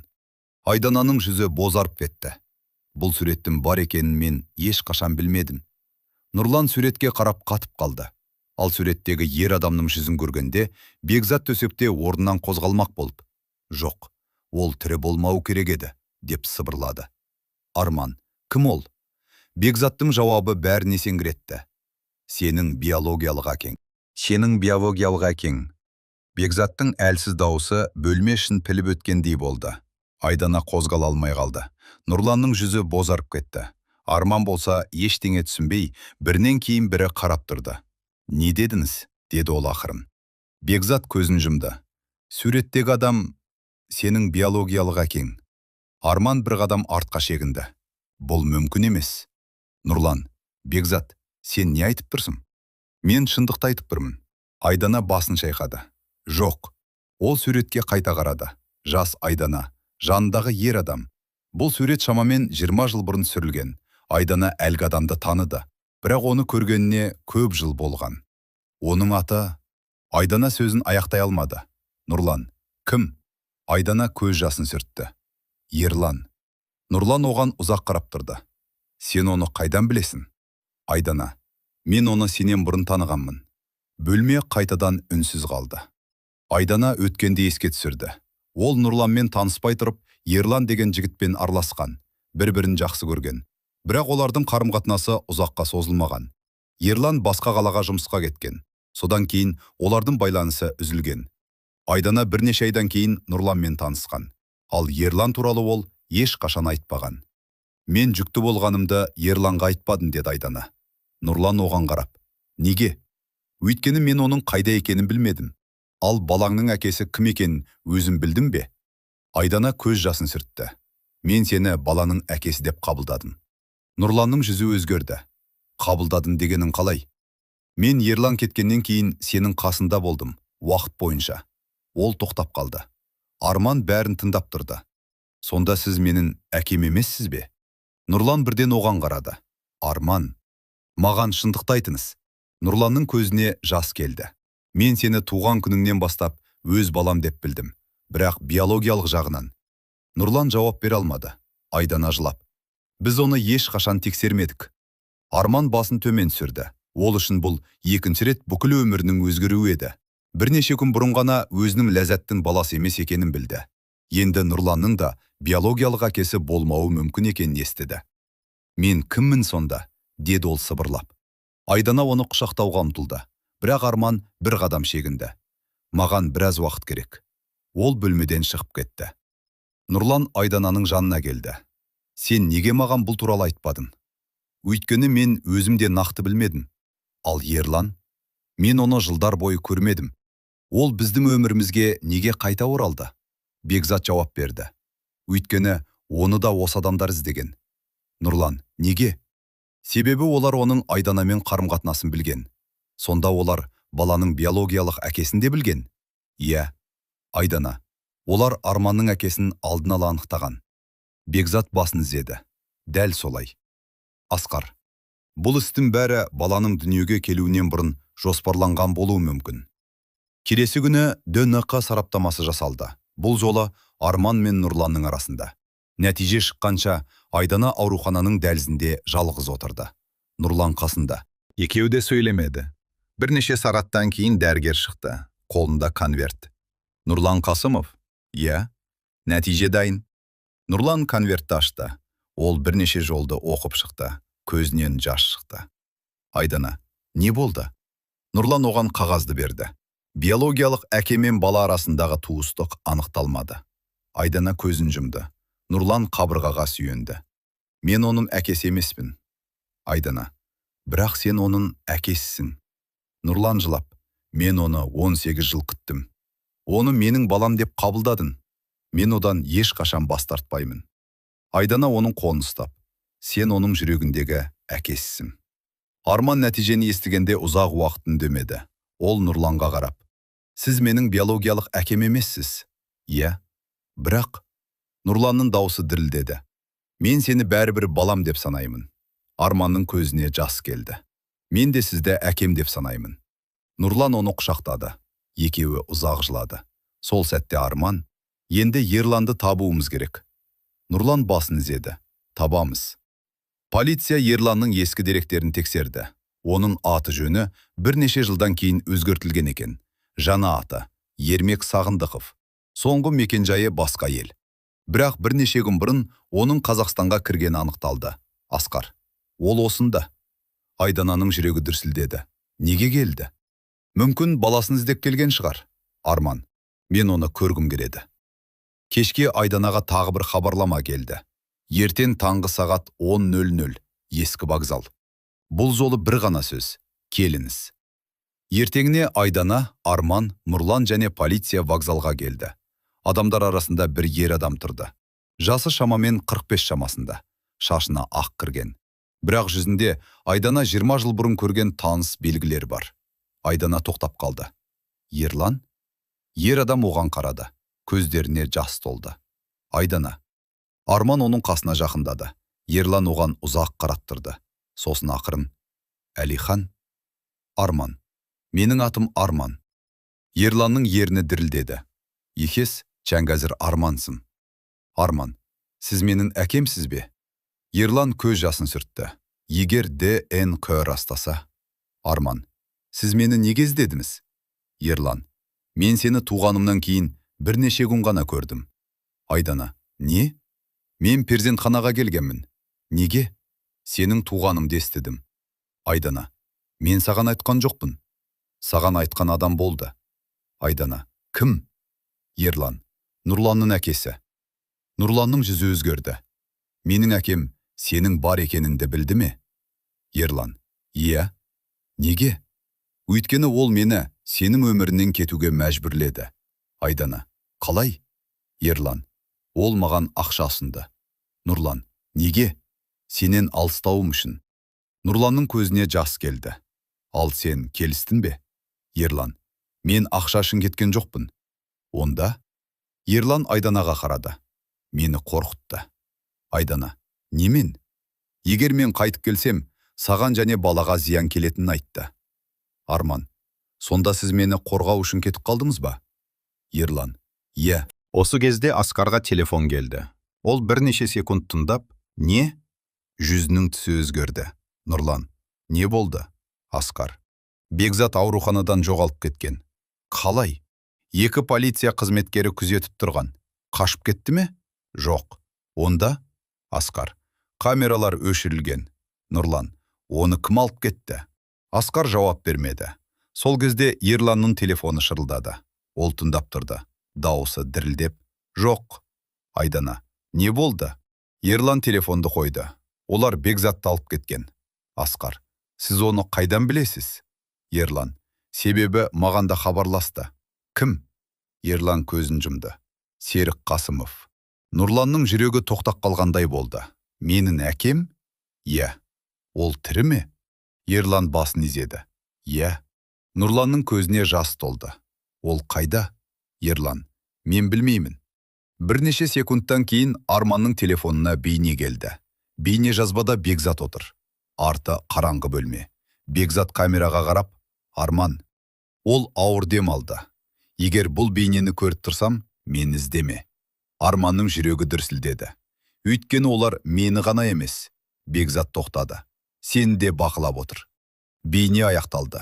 Ал соңғы кадрда қабырғада бір жазу көрінді. Нөмір 001. Іс әлі аяқталған жоқ. Арман экранға қарап қатып қалды. Ал дәл сол сәтте полицияға Серік Қасымовтан жаңа хабар түсті. Балаңызды таптыңыздар. Енді оның әкесін жоғалтатын кез келді. Серік Қасымовтың хабары бәрін үнсіз қалдырды. Нұрлан телефонды қолынан түсіріп ала жаздады. Ол менің әкем. Айдана оның қолын қысып ұстады. Біз оны тоқтатамыз. Арман болса экранға қарап тұрды. Оның жүзінде қорқыныш емес, шешім бар еді. Мен енді қашпаймын. Нұрлан оған қарады. Арман, 18 жыл бойы менің өмірімді басқа адамдар шешті. Енді өзім шешемін. Асқар басын изеді. Дұрыс. Бірақ бүгін бәрін полиция шешеді. Сендер өз беттерімен әрекет етпейсіңдер. Ерлан үнсіз тұрды. Айдана оған бұрылды. Сен Серікті қайдан білесің? Ерлан, ол мені 20 жыл бұрын қорқытқан адам. Неге дәл сені? Өйткені ол менің Айданамен болғанымды білді. Ол сенің баланың әкесі екеніңді де білді ме? Ерлан, иә. Айдананың көзінен жас шықты.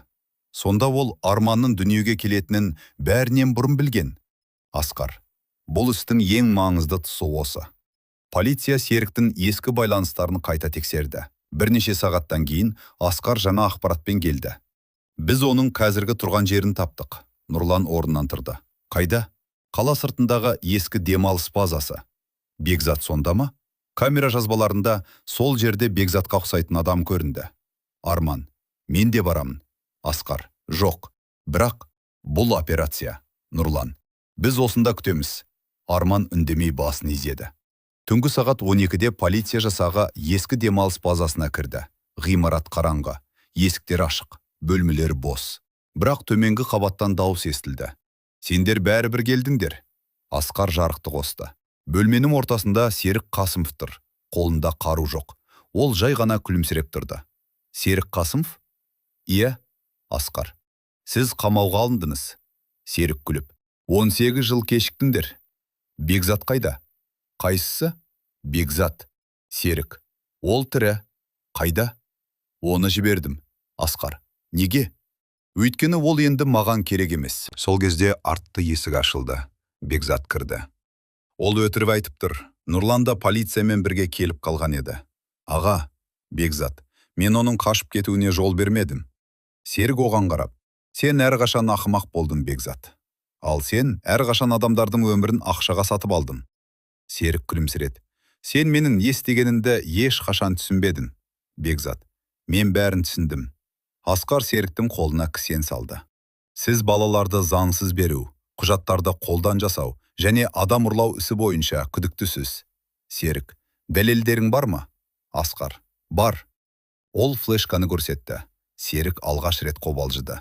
Оны қайдан алдыңдар? Бекзаттан. Серік Бекзатқа қарады. Сен, Бекзат, иә. Сен бәрін жазып жүрдің бе? Жылдар бойы. Неге? Бір күні шындық ашылады деп күттім. Сол сәтте Серік күтпеген нәрсе айтты. Мен балаларды өзім ұрлаған жоқпын. Асқар, бірақ бәрін ұйымдастырдыңыз. Мен тек жүйенің бір бөлігі болдым. Қалғандары кім? Серік үнсіз қалды. Асқар. Елена? Иә. Виктор? Иә. Марина? Серік. Ол қорыққан адам. Ләззат? Ол да құрбан. Айдана осы сөзді естіп бір сәтке үнсіз қалды. Серік жалғастырды. Бірақ балаларды сатып алатын адамдардың тізімі одан да ұзын. Асқар. Бәрін айтасыз. Серік күлімсіреді. Айтамын. Неге? Өйткені мен қазір бәрібір құтылмайтынымды білемін. Кергеу бірнеше аптаға созылды. Елена ұсталды. Виктордың құжаттары тәркіленді. Марина ресми түрде куәгер ретінде жауап берді. Ләззат та шындықты мойындады. Ол Арманды қалай алғанын, оған жалған құжаттардың қалай жасалғанын түгел айтып берді. Ал ең маңыздысы, флешкадағы 100-ден астам баланың деректері тексеріле бастады. Кейбір балалар өздерінің шын ата-аналарына қайта табылды. Кейбір отбасыларға алғаш рет баласының тірі екені туралы хабар жетті. Бір әйел 19 жыл бойы жоғалған қызын тапты. Бір әке 20 жыл бойы күткен ұлын құшақтады.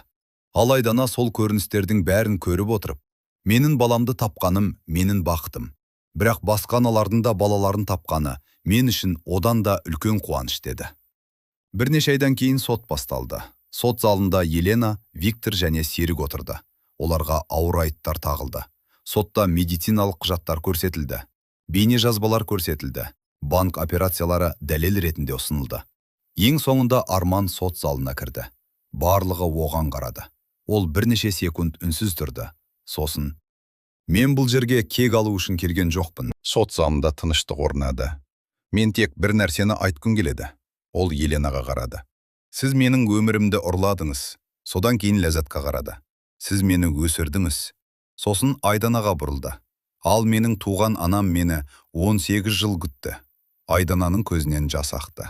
Арман, менің балалық шағымды ешкім қайтара алмайды. Бірақ мен енді өз болашағымды өзім таңдаймын. Сот үкімі бірнеше күннен кейін шықты. Елена мен Виктор ауыр қылмыс жасаған үшін ұзақ мерзімге бас бостандығынан айырылды. Серік те балаларды заңсыз беру желісін ұйымдастырғаны үшін сотталды. Оған көптеген қылмыс бойынша жаза тағайындалды. Ал Ләззатқа қатысты сот оның әрекетінде қылмыс деп таныды. Бірақ оның тергеуге көмектескені, балалардың тағдырын ашуға маңызды ақпарат бергені ескерілді. Соттан кейін Айдана мен Арман сыртқа шықты. Күн сәулесі түсіп тұрды. Айдана ұлына қарады. Үйге қайтайық па? Арман жымиып. Иә, анашым. Бұл сөз Айдананың жүрегін тағы да толқытты. Тағы бір рет айтшы. Арман күліп. Анашым. Айдана оны құшақтады. 18 жыл бұрын оның қолынан тартып алынған сәби енді оның алдында ересек жігіт болып тұрды. Бірақ ана үшін бала ешқашан өспейді. Бірнеше күннен кейін ДНК сараптамасының толық нәтижесі де келді. Ерлан Арманның биологиялық әкесі болып шықты. Арман оны алғаш рет «әке» деді. Ерлан көз жасын жасыра алмады. Балам. Нұрлан да олардың жанында тұрды. Арман оған қарап. Ал сіз де менің әкемсіз. Нұрлан күлімсіреді. Мен биологиялық әке емеспін. Арман. Бірақ мені өсірген әкемсіз. Нұрлан оны құшақтады. Маған осының өзі жеткілікті. Үшеуі үнсіз тұрды. бір баланың өмірінде екі әке пайда болған жоқ. Керісінше, бір бала өзінің өмірінде екі түрлі әкенің махаббатын тапты. Ал Айдана олардың жанында тұрды. Ол көп жылдар бойы жоғалтқан отбасын қайта жинады. Бір жылдан кейін Айдана перзентханаға барды. Бұл жолы ғимарат жаңартылып, жаңа бөлім ашылған. Ол бұрынғы босану бөлмесіне кірді. Қолында кішкентай көк көрпе бар. Дәл сол көрпе. 18 жыл бойы сақтаған. Айдана көрпені құшағына қысып, «Мен сені таптым, балам». Көзінен жас ақты. Бірақ бұл жолы оның жасы қайғыдан емес еді. Бұл бақыттың жасы еді. Арман артынан келіп, «Анашым». Айдана бұрылды. «Иә, үйге қайтайық». Олар қол ұстасып шықты, ал босану бөлмесінің есігі баяу жабылды. 18 жыл бұрын осы есіктің ар жағында бір ананың өмірі екіге бөлінген еді. Ал бүгін сол есіктің ар жағында қалған барлық қайғы аяқталды. Айдана баласын қайта тапты. Арман өзінің шын отбасын білді. Қылмыс жасағандар сот алдында жауап берді. Ал ең бастысы, 18 жыл бойы үзілмеген ананың үміті ақыр жеңді. Егер бұл әңгіме сіздерге ұнаған болса, лайк басып, пікір қалдырып, арнаға жазыла кетіңіздер. Жаңа қызықты әрі жүрекке жететін әңгімелерді жіберіп алмау үшін қоңырау белгішесін басуды ұмытпаңыздар. Тыңдағандарыңызға көп рахмет. Келесі әңгімеде кездескенше